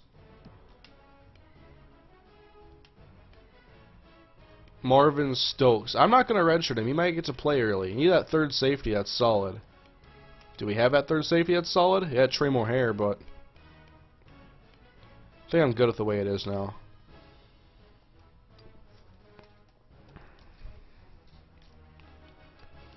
Oh, let's up a depth chart, why don't we? Hancock on top for now. Anthony Banks, Danny Moss, Vince Taylor though. We gotta get Vince Taylor some playing time. This guy, he's fast. He can break tackles. He's got strength. I want to see what he can do. Look at him right now in comparison to Banks, and they're actually kind of similar. But obviously Banks is now a senior. Fullback, it's Richie Battle. Where's what's his face? Reese. Loss of red shirt status. Alright, screw it. Whitaker, Rose, Jones. Who's the better catcher? Who can catch better? Rose has less awareness. Alright, Jones. We know he has questionable hands. Well, we'll give him the starting spot early. We all knew I wanted Darren Rose to be the slot of the future. Robert Stanley, Curtis Davis. We have another receiver hiding somewhere, don't we? Yeah, Chris Woods. Put the Canadian in there. Tight end, Carter. Nope, Stevens played better than you. Left tackle, Mike Herring. And Jimmy Jones. At left guard, Jay Coley, which is actually his name, not just his initial. And Dwayne Williams. At center, Javon Morris. Actually, yeah, I think I'll play Javon Morris there. Starting freshman, right guard, we'll have Tatum and Kelly. And then Josh Beach. Yeah, line got a lot better. Mitchell's still going to be on top here. I make guys earn their spots the way it should be. Andre Ross, Michael Palmer, and Ray Herring. Defensive tackle, Kellen Thomas. Anthony Allen is on here twice for some reason. Stewart's got to be on there. There. Stewart. I don't know why Anthony Allen's on here twice. Same thing. We'll put Crenshaw there then. I gotta have someone else. I do. John Davis, but he's red-shirted, so nobody. Left outside linebacker. Chris Washington and, what is it? Was it Cedric Parker? Yes. Middle linebacker. No, it is still Dominant Carter. I don't care about overall. Carter's been one of the best players in this series, without a doubt.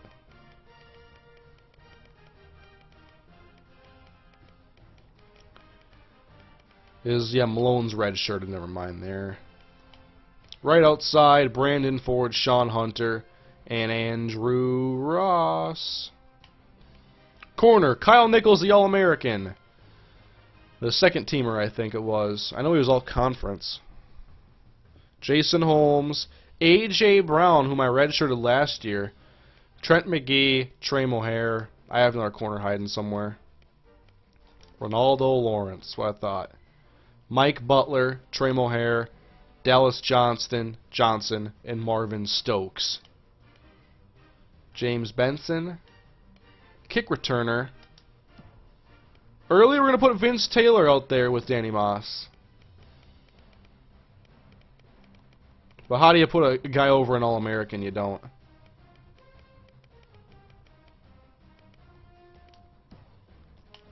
At punt returner, we'll give Vince Taylor the shot there. Kickoff specialist, I'm cool there. Long snapper, whatever. We're good. That's the depth chart.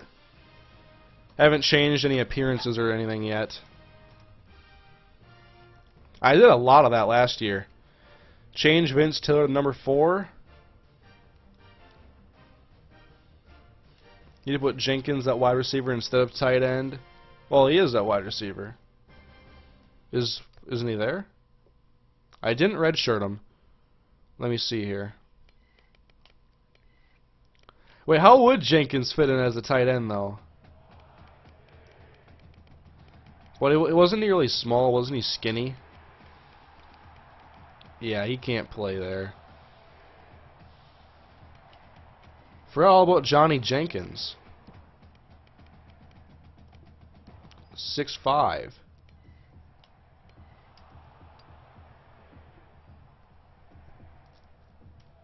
Give some guys high socks? That's right, that's my style right there. We'll get to number changing and stuff in a little bit, guys.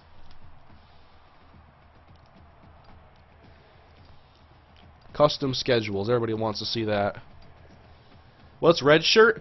Where a guy doesn't lose a year of eligibility but still practices and stuff. It's so you can use a guy who you're not going to use now, but you can still get 4 years of playing time out of him. So they have us playing for the non-conference schedule. Obviously it's Texas State rivalry. They already have Florida Atlantic, Colorado State, and Arizona State. Let's see what we can do in week 1. We already have 12 games. We can't do more. So, who do we want to play? Maybe get rid of this Colorado State game. Alabama. Never played a team from the SEC.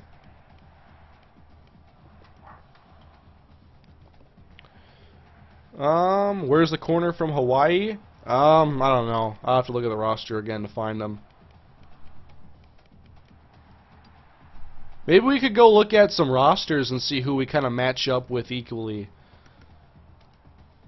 from another conference.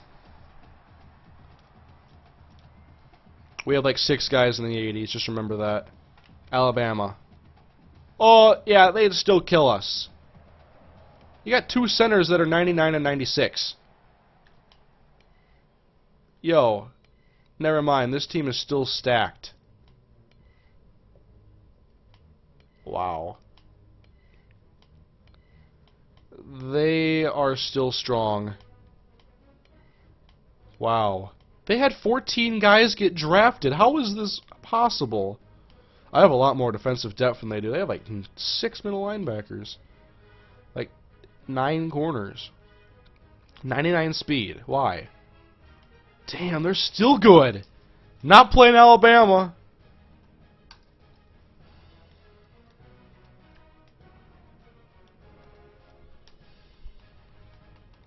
Oh, I got out of the whole screen, I think. I gotta go back in.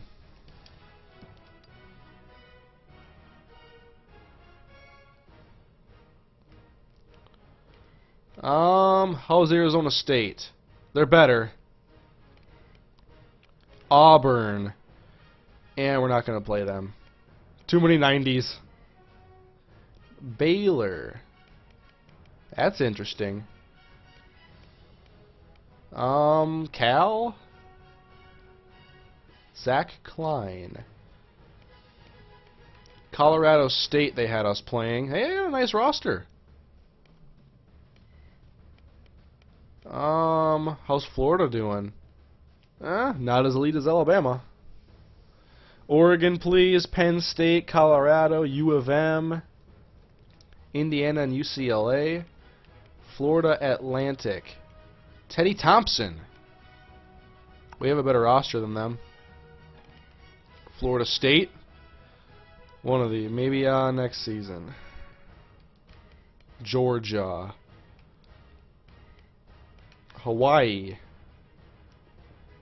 Should we play Hawaii or no? They got punter, kicker, best players. Houston. We're coming for you, Houston. Idaho. Illinois. Indiana. Actually, we're very even with Indiana, I think. Should we play Indiana? I see a couple of requests for Indiana, but it's from a guy with the Pacers logo, so of course he's going to take Indiana. We could do Indiana, Hawaii are pretty equal. I think we should do Indiana, Hawaii, and then a team we could beat. Like an easier team, because we don't ever have a cupcake game. I don't schedule them. Damn, K-State's nice. Maybe we should find a team we can have as a little cupcake game. It's not going to be LSU. How good's Maryland? They're pretty good. Miami of Ohio. Minnesota. I think we could take them now. I don't know. Should we play? We could play Minnesota. That could be the Big Ten team we play. Hawaii, maybe. We've already played Minnesota in week 1. That was the first ever game in this series, actually. Play Stanford, North Carolina, Rutgers, Navy. We've never played. Have we ever played an option offense like that?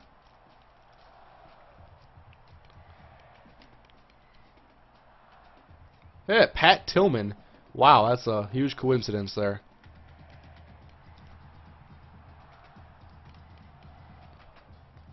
J.J. Patterson. He's got that awesome name and he's a guard. Damn.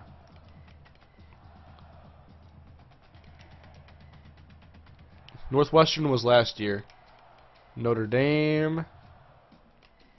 Ohio. Hawaii in Hawaii. UTSA versus Minnesota. New Hampshire. I don't think they're in the game. Let's scroll down. How good is San Jose State? We can play them on the road as one of our non-conference games.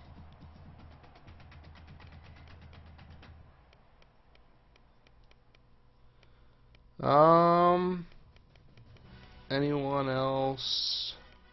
Vanderbilt? Not bad. Wyoming?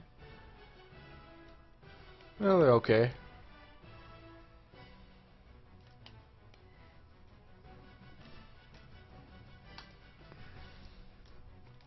Alright, Chris, you wanted me to check out Troy? How good is Troy? Oh, I was like, 3 players? Oh, it's not bad either. Could be either them or San Jose State, really. So let's go to the schedule.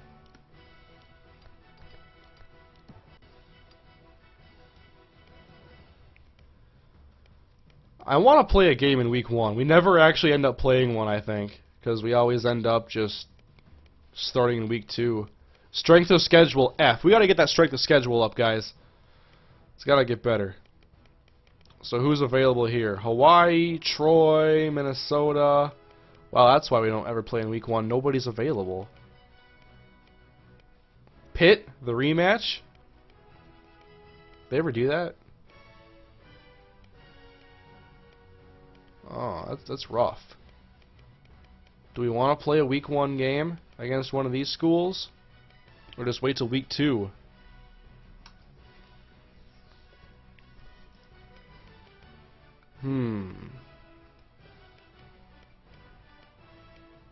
Purdue.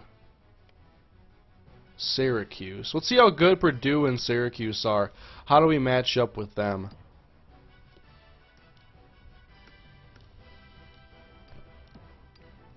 Oregon, and crush their duck ass? I don't think that would happen. They just won the national championship. So I was going to check Syracuse and Purdue. That's actually a pretty even matchup, ratings-wise. That wouldn't be a bad week 1 game. I like Syracuse there. I think we're going to play Syracuse in week 1, guys.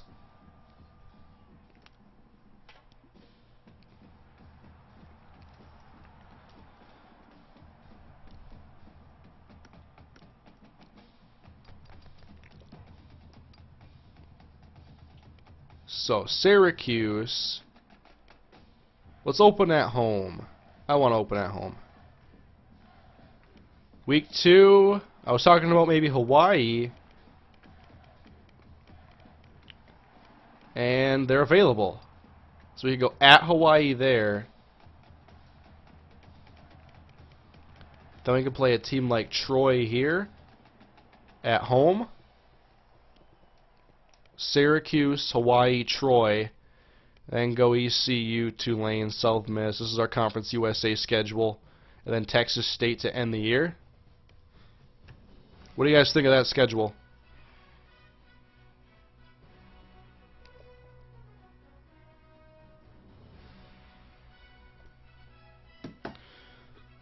The strength of schedule is still F. Yeah, I can't really do anything about that because we play in a weak conference.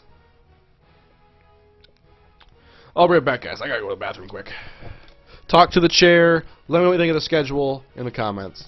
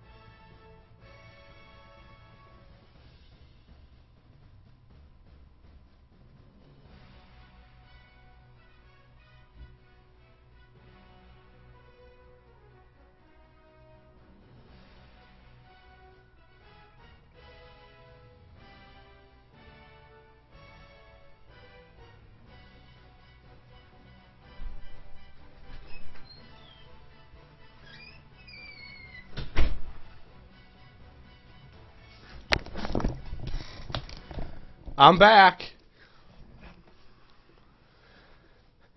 He left, but will be back. Told us to talk to chair.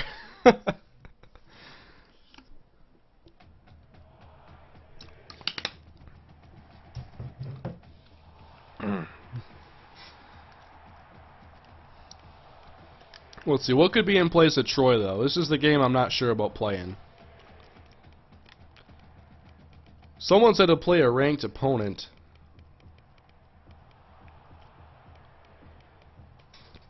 We did last year and did win.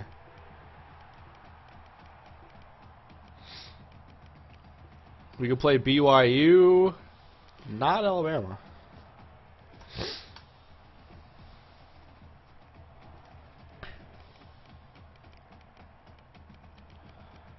Let's see. I'm gonna check out the rosters of A&M, Ohio, Clemson. I want to see if there's a fairly even match here I could play with a team that's that's rated at least. Or BYU.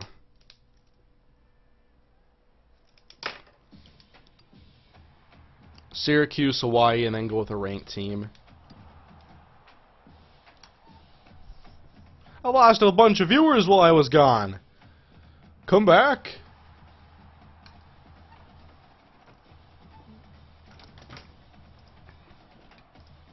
I'm going to tweet out stream. Leave a like and tweet out the stream if you guys would, please. Just letting everybody know on Twitter that I'm still streaming.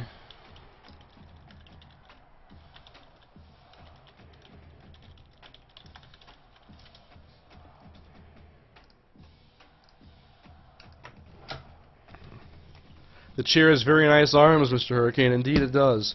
Very solid.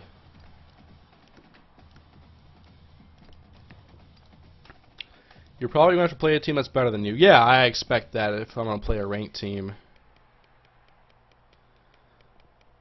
Let's see. It's Texas A&M will be the furthest team at the bottom. Alright, they're pretty good. Matt Davis. They have a good roster. Go up. We got Georgia. Ohio will be next. I think we could hang with Ohio and play them maybe. That's not a bad one. That'd be a ranked team at least. How good is Georgia, Clemson, and BYU?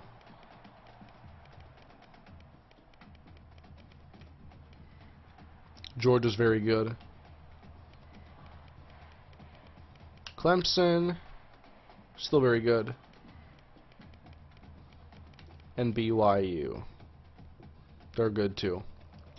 I'm thinking Ohio, guys. I think we have kind of equal talent bases. They're ranked.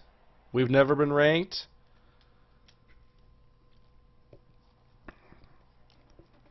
Should we take them on? The Ohio Bobcats.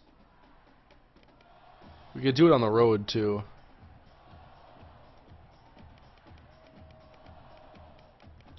Who knows if they'll even be ranked at that point, though. I just thought about that.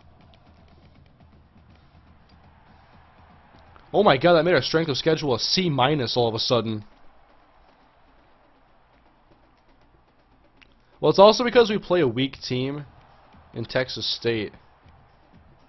They're not like the best rated team.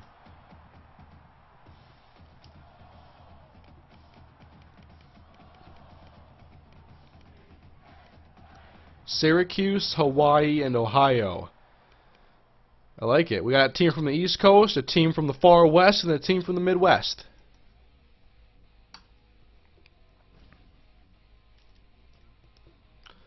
But as of right now, it's an okay strength of schedule. Not a good strength of schedule, actually, but you know what can I do? These are three teams that aren't terrible, and then I have the rivalry game. I can't really do much else because I have my conference play, which is 2/3 of my schedule. So, Syracuse, Hawaii, and Ohio. For now, that's going to be what it is. Recruiting board. We should probably set that up. We can do some edit of players now. We're not going to edit as many as last year because that took a long time last year. We do want to edit Vince Taylor, though. We got to make our new running back look pretty sick.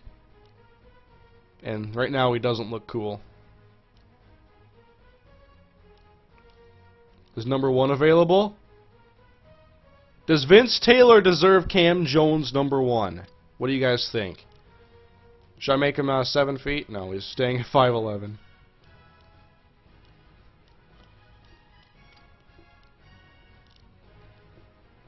I don't like that helmet.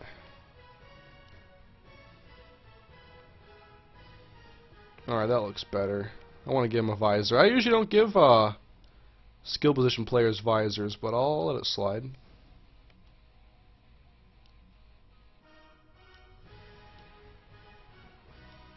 I don't like those elbow pads. Those gotta go. Yes, yes. Make him number 4. Why should Taylor be number 4? He has to earn number 1? How come number 4? Vince Taylor 99. You have one too many home games. I'll equal it out. 25 or 29, not 1. Give him 3 or 4. He's got to earn it. Okay, maybe a sophomore year. Once he earns it. I guess we can give him number 4. Equipment. Rubber pads. Sweatbands. I like that sweatband full black. He's got to wear gloves.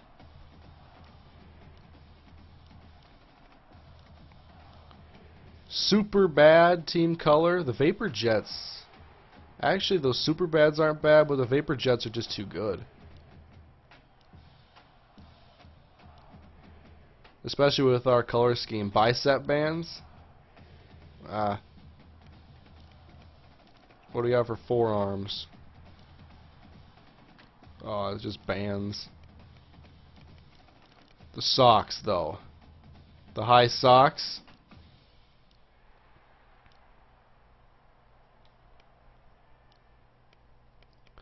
You gotta give him the towel. Could this guy be the running back right here? Tell you what, he looks a lot better than he did before.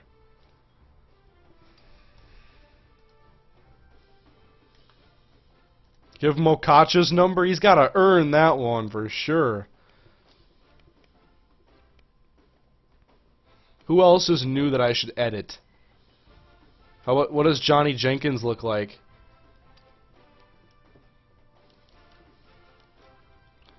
No. We do not allow our players to wear calf bands.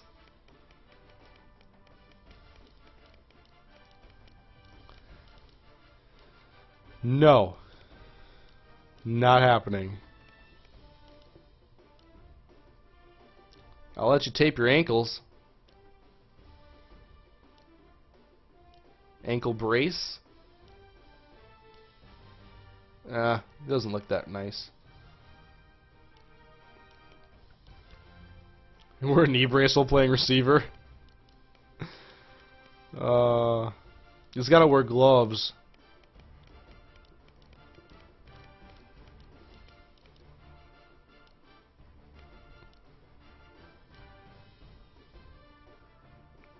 He's fine the way he is.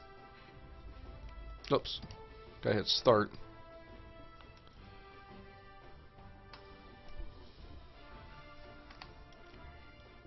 Tight end. A lot of our new guys too are like linemen. Preston Quinn's one of the new ones. Marvin Stokes.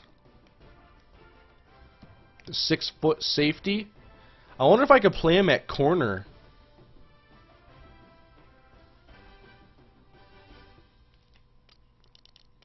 Because we could use another guy at corner, and he's we have solid safeties right now, so maybe I can get him some playing time playing outside, or maybe even in the nickel, because we don't have a solid nickel back. And after last game, I'm not sure we have a solid second corner. No, but watching Cedric Griffin got me into the arm sleeves, the half arm sleeves. When he was a Viking. So where are those hiding? I think I gave him to Sammy Hollins. Let's see, these ones. Not those ones. Yes, the bottom half. Right here. This is the Cedric Griffin.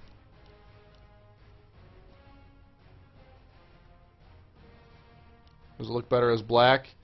It usually does. Blitz the League coming anytime soon? Yeah, I definitely want to do it. It's just when I want to bring it. I think after I finish Vikings, I may end up putting it on there. We'll see, though. Sorry for the wait on that. I know a lot of people really want to see that.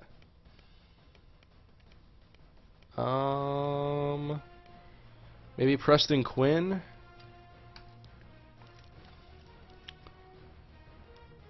This is the big man here.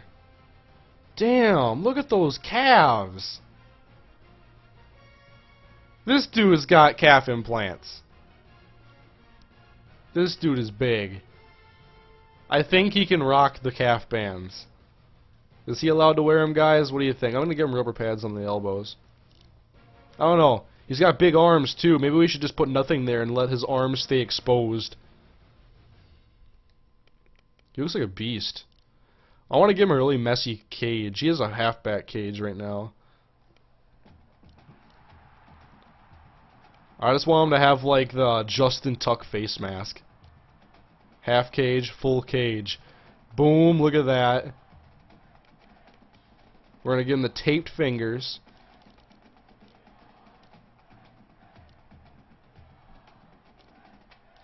Taped hand max.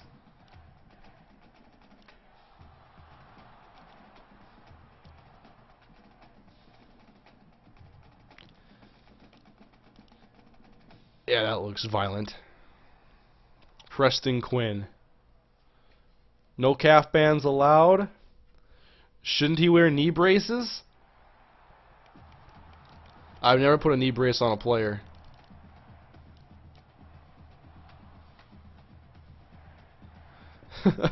Anybody who has a knee injury in here, which is usually nobody, I should give him a knee brace.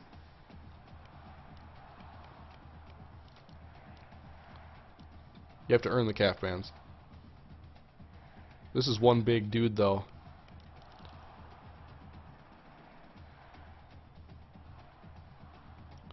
Yeah, we're going to get rid of the wristbands, too. We're just going to say, this dude's got big arms, we're going to make you look at him.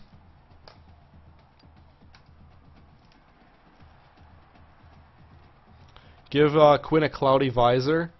Alright.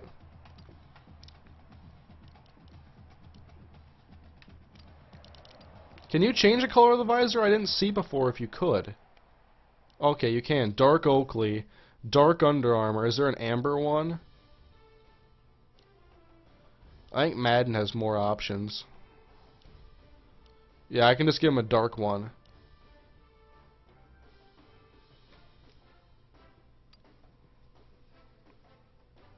Give him a number in the 90s. Yeah, why is he 62? Got all the 90s taken? I have a lot of linemen. Oh, yeah. All the 90s are taken. So I guess we'll stay at 62.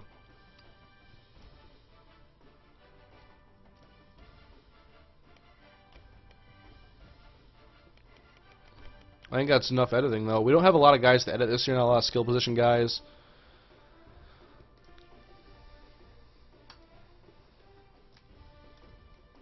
Go to Texas State. It's Texas State's turn to host. Yeah, I'll remember that. I'll put that in now. Because we hosted the last one and beat them to clinch a bowl spot. So we have 1 home game, 2, 3. That's 4 in a row, and I can't change it. 7. Yeah. So we have like 4 road games, or 4 home games, then 3 road games. That's crazy. Oh well. Like schedule the way it is.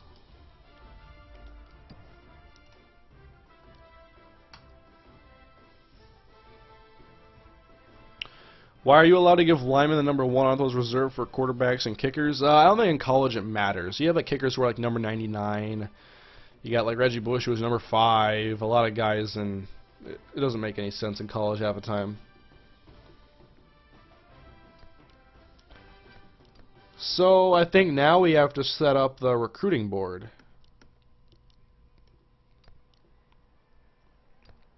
So what we're going to do is we're going to see where we're the weakest. And what we want to scout for. We could scout for a quarterback. We could scout for a QB. Running back, I think we're okay where we are. Banks is about to, he's going to graduate after this year, as is Bridges, so we could get a halfback. But what are the big pressing needs? I mean, you could always get a receiver. I think receiving tight end is still a big need.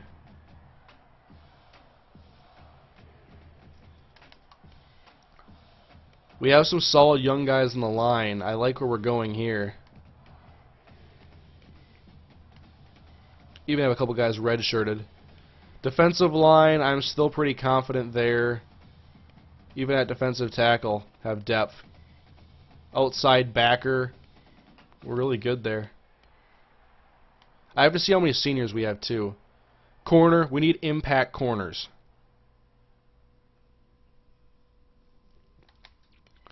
And we're good at safety. So the two big needs I'm talking right now are an impact playing corner and a receiving tight end. Otherwise, it's going to be replacing seniors, basically.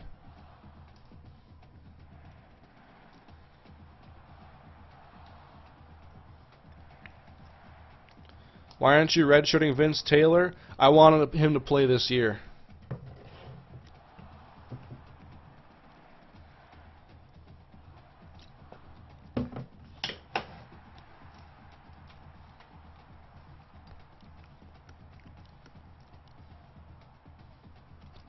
That's the one thing I want to see, though.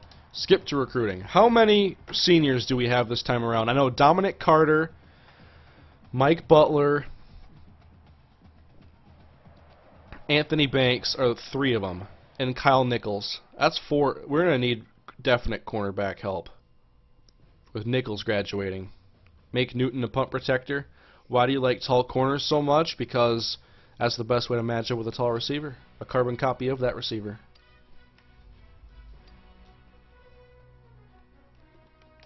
Team needs, what do we got? We have 5 seniors again. Wait, on offense. 12 seniors.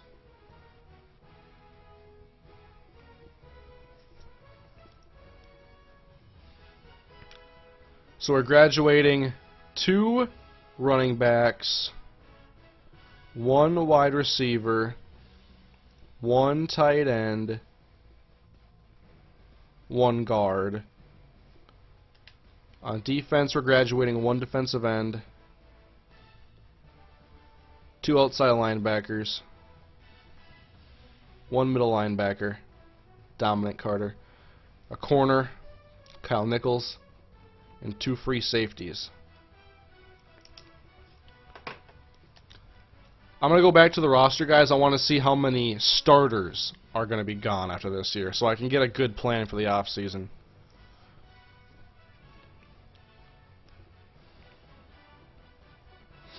Change Newton's position. What would I make him, though? He doesn't really... He's not like a speedy guy. And he fumbles a lot.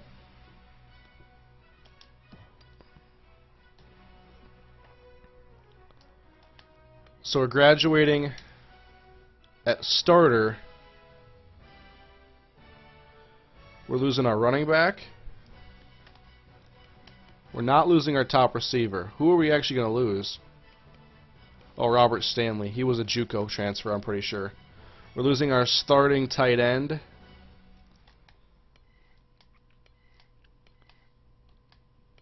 We're losing our starting right guard.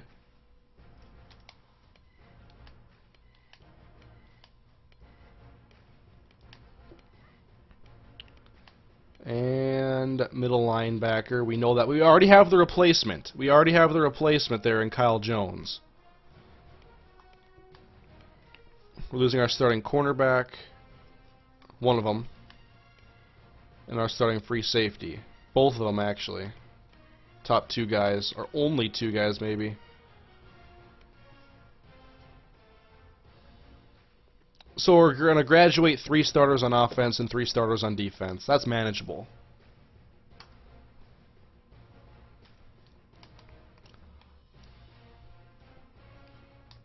What do you think the most overrated position in football is? Pass rushing outside linebacker, probably. Those guys get a lot of hype for making 10 sacks a year.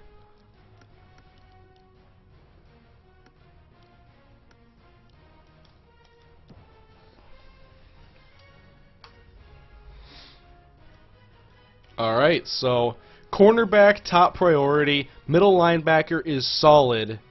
Otherwise, it's another year where we can just basically take, don't have to necessarily address needs, but just take top tier talent. So first, cornerbacks. And we want to see anything, really.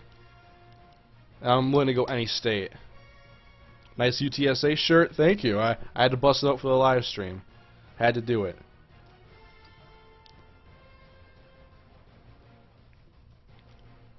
I think we're doing a lot better time than last time too. My last off-season stream was like 4 hours, I think. This one's a little over 2 1/3. We'll look from Canada, don't worry. Joey Harris, 80 overall, 6 foot. D.D. Love. Just because of the name, I gotta go with D.D. Love there. Ryan Hand. He's kind of what I like there. A 7'8", or not 7'8", a 6'3" guy, 78 overall. We'll look at him. Brownsville, Texas. Blake Smith. Darius West. We're going to put a lot of scouting into these guys. Jeff Britton. I would love to get myself a little Tyrann Mathieu to play in the nickel. Corey Hargrove.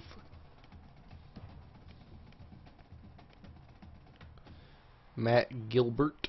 Alright, that's enough corners. I added 6 to the board. Let's check out... Yeah, let's go quarterback and see what's there.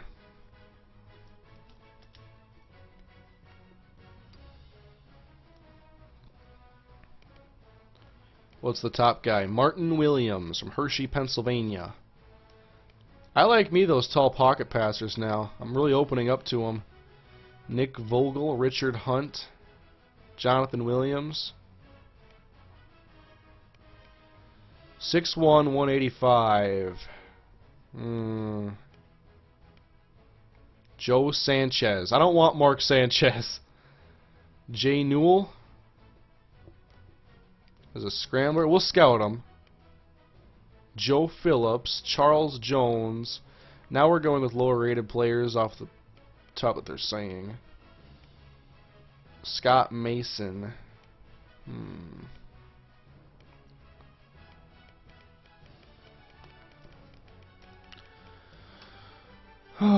Do you watch any college basketball, and if yes, who's your favorite team? Mine is Duke. I like the Minnesota Gophers, but I don't really watch much college basketball until it's tournament time. Or unless there's games playing at Buffalo Wild Wings and I happen to be there. Richard Hunt. We can scout him. Jonathan Williams. Might as well scout him and see what he can do. That's a few I put on the board.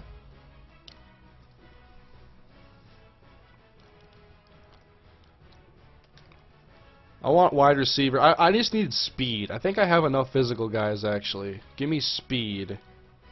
I want guys who can run 4.4s. Actually, 4.38s.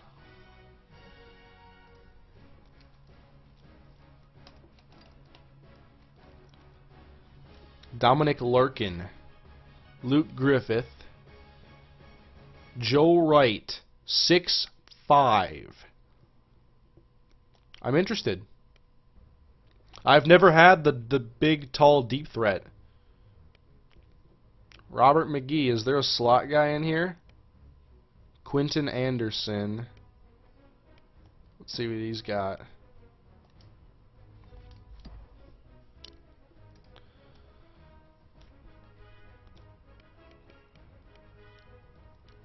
Let's just find like the fastest guys in here. Let's go all positions. Speed. 4.28. Anybody? 31 matches found, but are they actually 4.28 guys? It's probably gonna be like a bunch of 4.4s.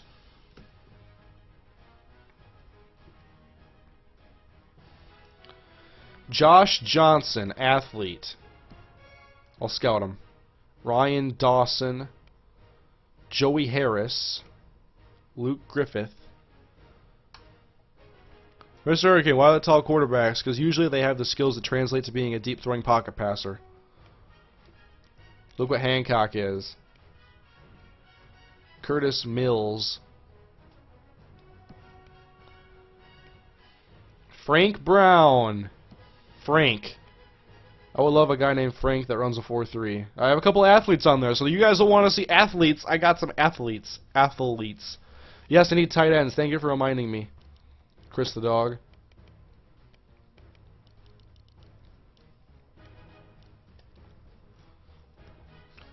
I need someone who can just flat out Jimmy Graham it up. Kyle Rudolph. I just need a receiving tight end. James Frazier. I want to look at you. Clay Dickens.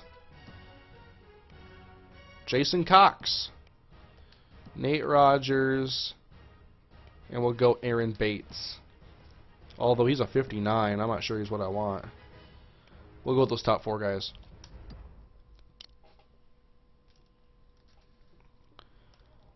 I want to see if we can find a bruiser at running back. Did you watch the Wild's first playoff game? Yeah, it was really exciting to watch. It was a lot of fun, actually. Jonathan King. How can I pass on a guy whose last name is King? Todd Douglas. Frank Moss. We have Danny Moss. Let's get his long-lost brother, Cameron Sanders. We'll start.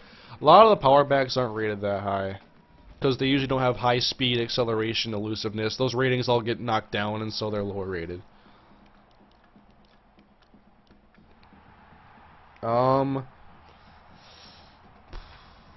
Safety still need that.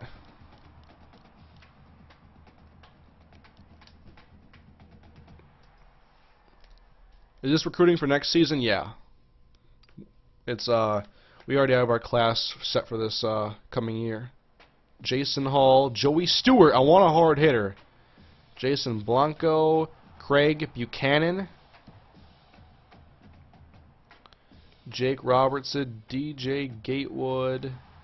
These are all 3 stars down here.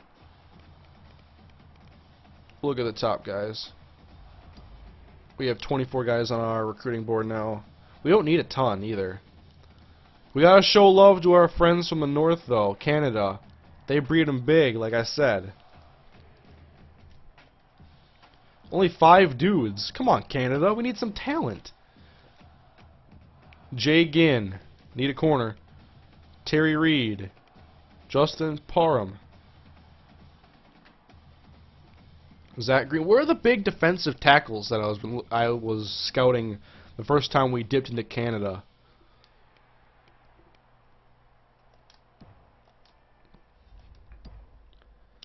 I don't think we really need much more for right now, guys.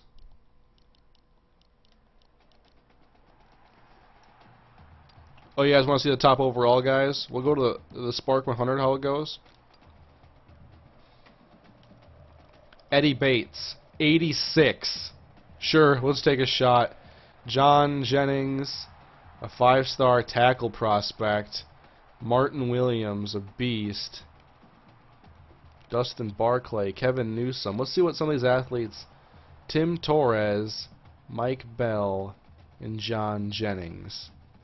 I bet you Mike Bill's a quarterback. Mark Barber. Corey Shelton. Mike Brown. Paul Jackson. Michael Felder. Sean Jordan at 6'1", 225.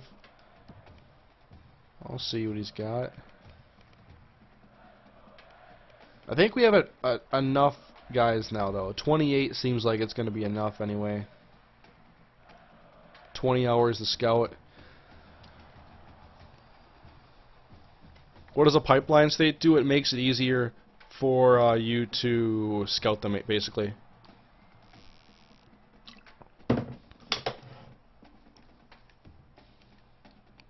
Alright, so first things first, I said biggest need was corner, so let's see what we can find. DD Love. Giving everybody 50 minutes right now. Solid pursuit. Great acceleration. Solid man coverage. Good hit power. He can press. This guy could be an outside starting cornerback. How about Ryan Hand? We're also trying to get rid of guys that I don't want, that don't fit what I'm looking at. 63 hit power, but he can man cover. 91 speed. Not injury prone, can press. Ooh.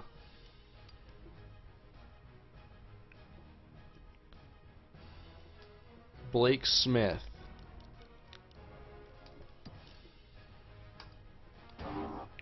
.91 acceleration, that's not disappointing to me. It's a down for him. 92 speed. We gotta see what differentiates these guys from the other corners, because so far they're all looking kind of good. Darius West. 90 speed. I really want someone who can hit, too. We can do better than this guy. He looks to be a little bit of a disappointment. We're going to drop Darius West already.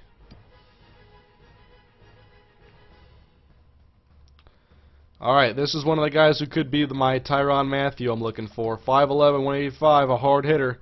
Can you play in the nickel and hit? Hit power is a D, though. Oh, it's a 70.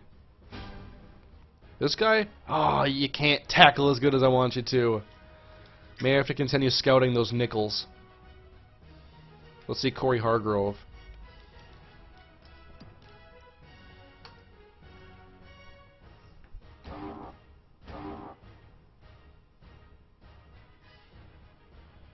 Yeah, I don't think so. This guy can't even tackle.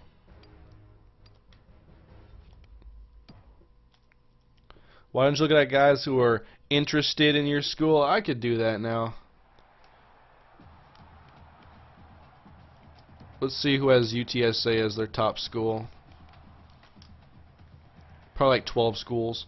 12 guys. Oh, 25. Who's the best? They're all 3s and 2s and 1s. It looks like Dusty Williams.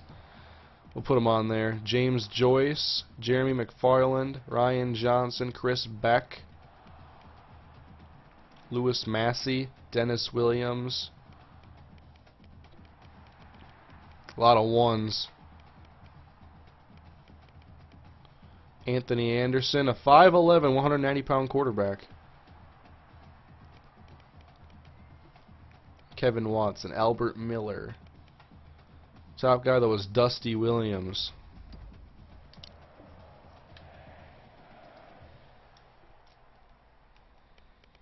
How about top 3? Is there any 4s or 5s there? We have 5 more guys that weren't there before. And still, Dusty Williams is the top guy. Alright, so let's go back to recruiting.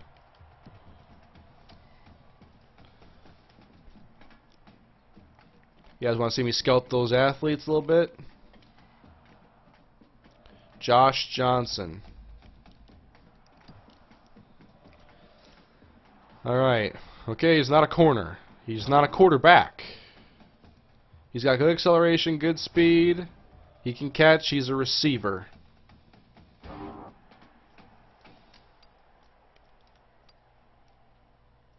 Frank Brown. How about this Eddie Bates guy, though? From Riverdale, Utah. To me, he's a linebacker already, or no, he's a corner or a safety at 185 pounds. That's really good pursuit, though. Yeah, he's probably a corner. Sean Jordan.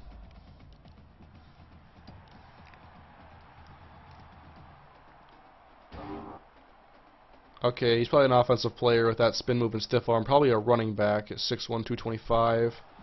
Really good agility.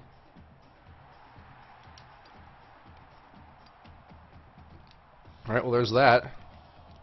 How about those QBs? Richard Hunt was the top one. I need accuracy and throw power, really. And this, wow, I can already write this guy off. First 2 things. -6. Oh, God. Run away. Jonathan Williams.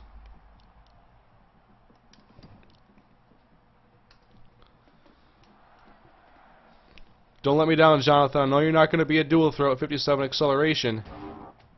No passing ratings? Come on. Jay Newell. I'm going to give him a half hour.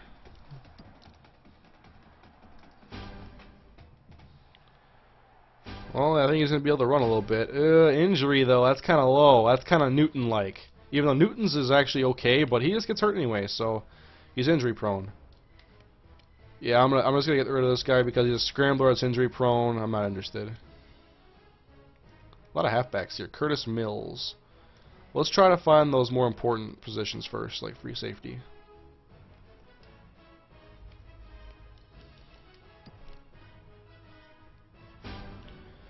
Well, he's fast, and he's got good pursuit.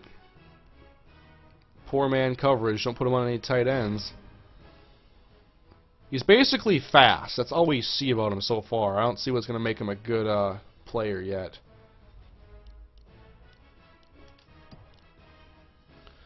There's a lot of scouting in the very beginning of the season. There's 20 hours you get to do it in the initial scouting thing. Hey, this guy can press.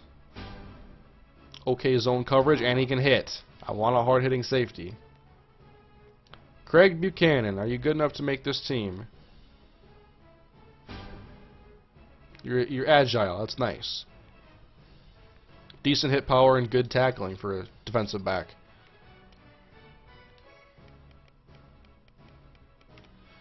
How about these tight ends I love so much? James Frazier. Spectacular catch is an 80. 85 speed. I gotta see what catching is. He's a good route runner. I like what I see so far with Frazier. Clay Dickens. 83 speed. And we know he can catch. I wouldn't mind getting two of these guys.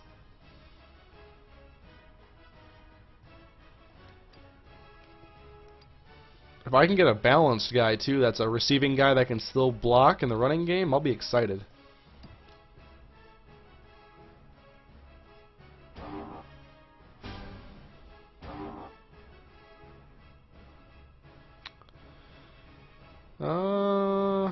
Nothing important here really besides acceleration. Here's the Canadian. Let's give him 30 minutes. Is he a gem? Can't tell now. I don't know. I don't have my hopes high. Nate Rogers, another half hour on him. What type of offense do you use? Basically the pro-style offense. Nothing special. This guy ain't bad. What we see so far. 4 hours and 50 minutes remaining. No offensive line prospects. Plenty of corners. Let me see if I should go add some offensive line prospects. I want to check out my roster quick. Although I think we have plenty of guys there. We're only going to graduate one guy on the line anyway.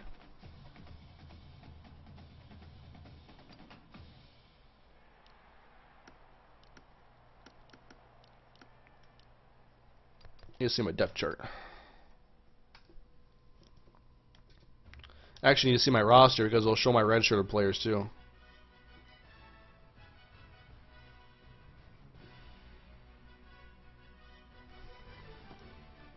As this takes forever to load for some reason.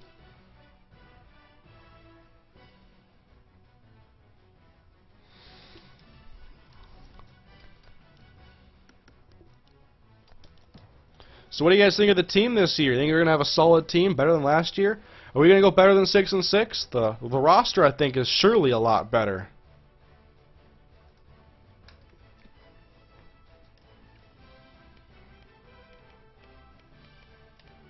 Left tackle, we have a junior there, a sophomore there. They're going to get better. A freshman, a junior, and a sophomore. I mean, depth never hurts, obviously. I think we could use another guard, probably. Wouldn't hurt us at all. I think at tackle we're okay, but we're going to graduate the guard there. We have 2 solid centers. Freshman and Jay Coley. Yeah, I should put a guard on the board.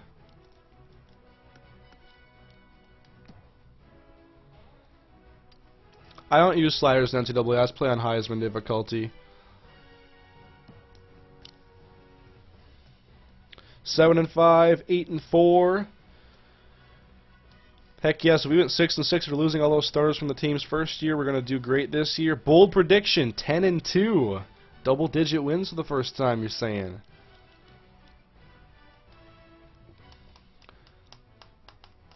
I think we match up better with our non-conference schedule this year than last year. Last year it was for difficulty, definitely. This year it's for equality. Alright. Let's try to get a solid guard prospect on here. I already have a lot of other high-rated prospects, so I'm looking for someone in the 75 range.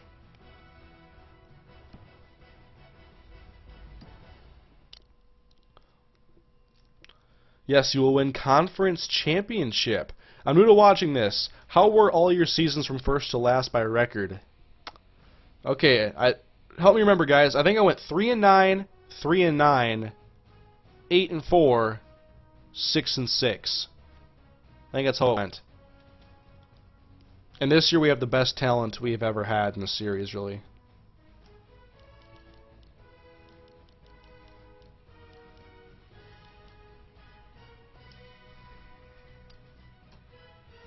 Middle linebacker is a huge need for you. I think we have Kyle Jones there, though. He's not even the starter right now. Dominic Carter is.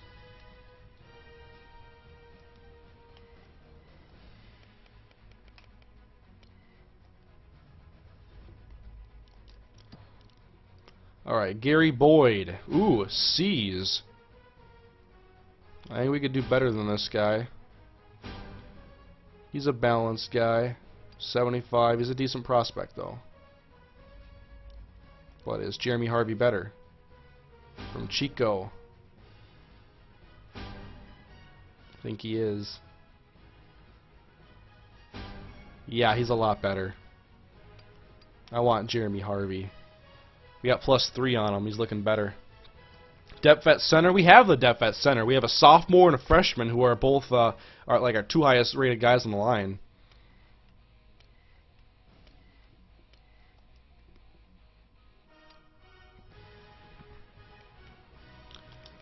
Did I scout those halfbacks yet? I think I left those to the end because they're not. It's not the most important position for me. We just need someone next year. Yeah, I want to see this Dusty Williams guy. I love the name. I want to see if he's got the skill to go with it.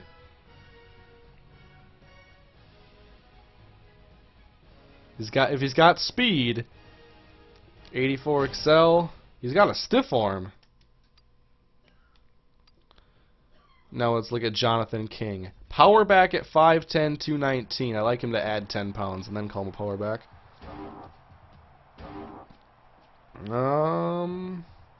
If your juke is better than your trucking, you're not a power back. Well, at least this guy. Curtis Mills.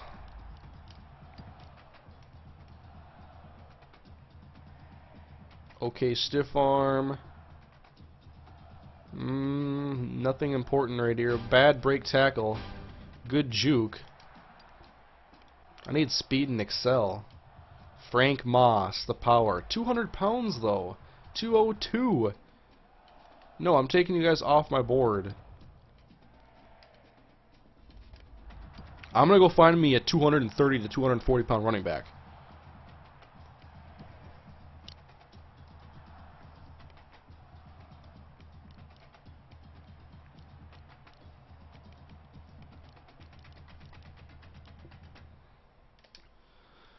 Alright. 33 matches found. That's kind of what I want right there. Can I sort by weight at all? I can sort by as slow as 40 times and go by that.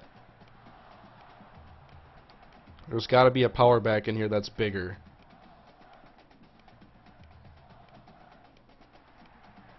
Dan Bradford.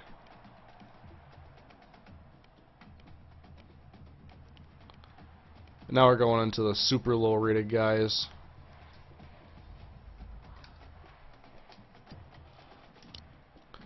MrHurriicane looked like a weak class this year. Yeah, in some positions it does. I think quarterback was really weak. Actually, I want to find a better quarterback to scout, although I might not scout another quarterback in this stream because we're almost out of points. But I don't know. I'm pretty excited about this upcoming season, though, with the roster we have. Joseph Davis, Marlon Brock. Put him on the board. Gary Hamilton, sure. We'll scout these top guys right here. Let's even look at a... Do we want to try to compete for a 5-star guy? Not easy. We'll put him on the board, though.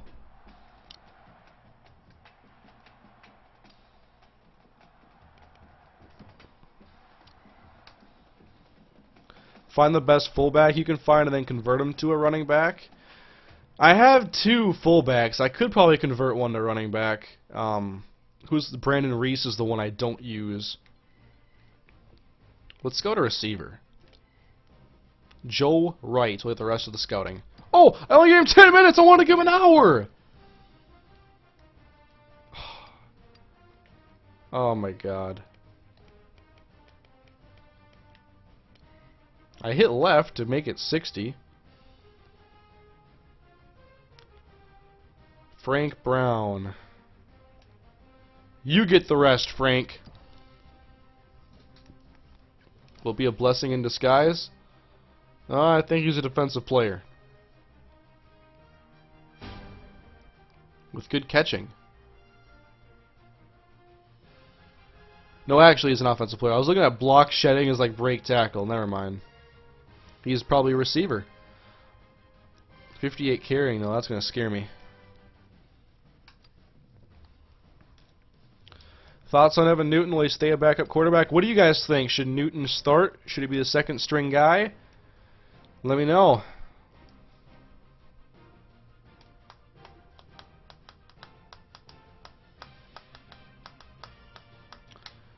And remember, if you've missed most of this stream, it'll be up in a little bit on my channel as a video, and I'm going to edit it down into like a 10-12 minute video so you guys can see the whole off season, everything that actually happened, and all the information. Not leaving anybody hanging. So I think we're ready to go to the season, guys. This is our schedule right here. We have Syracuse at home to open the year, followed by Hawaii on the road, then Ohio, who's actually ranked right now. Then we have our Conference USA schedule, followed by Texas State, as always, to end the year. You guys ready? Season 5 in the UTSA Dynasty begins now.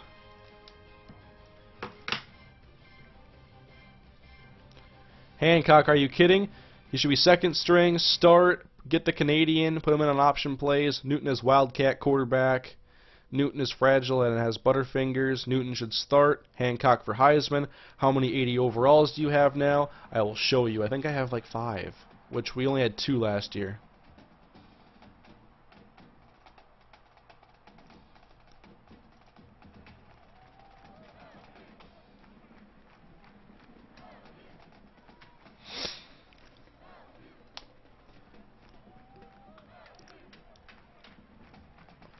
But yes, we have a better roster overall than last year.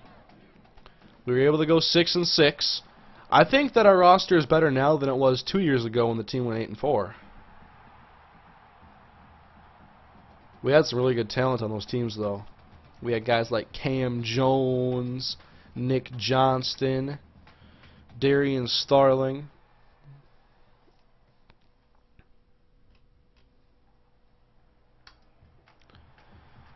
How many Vikings games do you go to? I actually haven't been to one since they played the Buffalo Bills in 2010. I haven't been to a game in a while. I want to go this year, though, definitely. Probably end up going with a friend or something. A pair of cellar dwellers go at it to open 2016. Screw you, man. We have to open the year Syracuse and UTSA. Oh, and you guys wanted to see where Fred Arnold is. I don't think he starts for Colorado even anymore.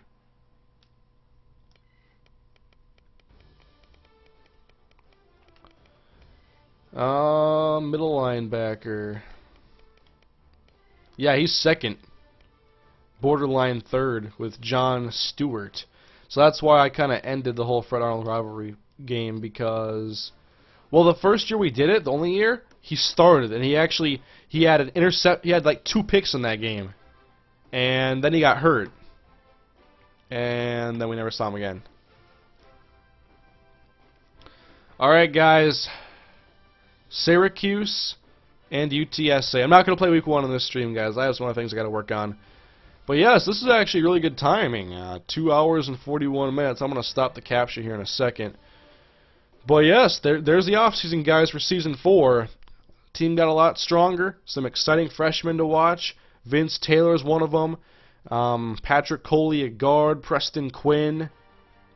I'm excited to see what this team's got, what they're going to do this year. In week 1, we're predicted to win. Defense is gone up from like a D+ to a C+. We're getting better, guys. We're now a C+ team.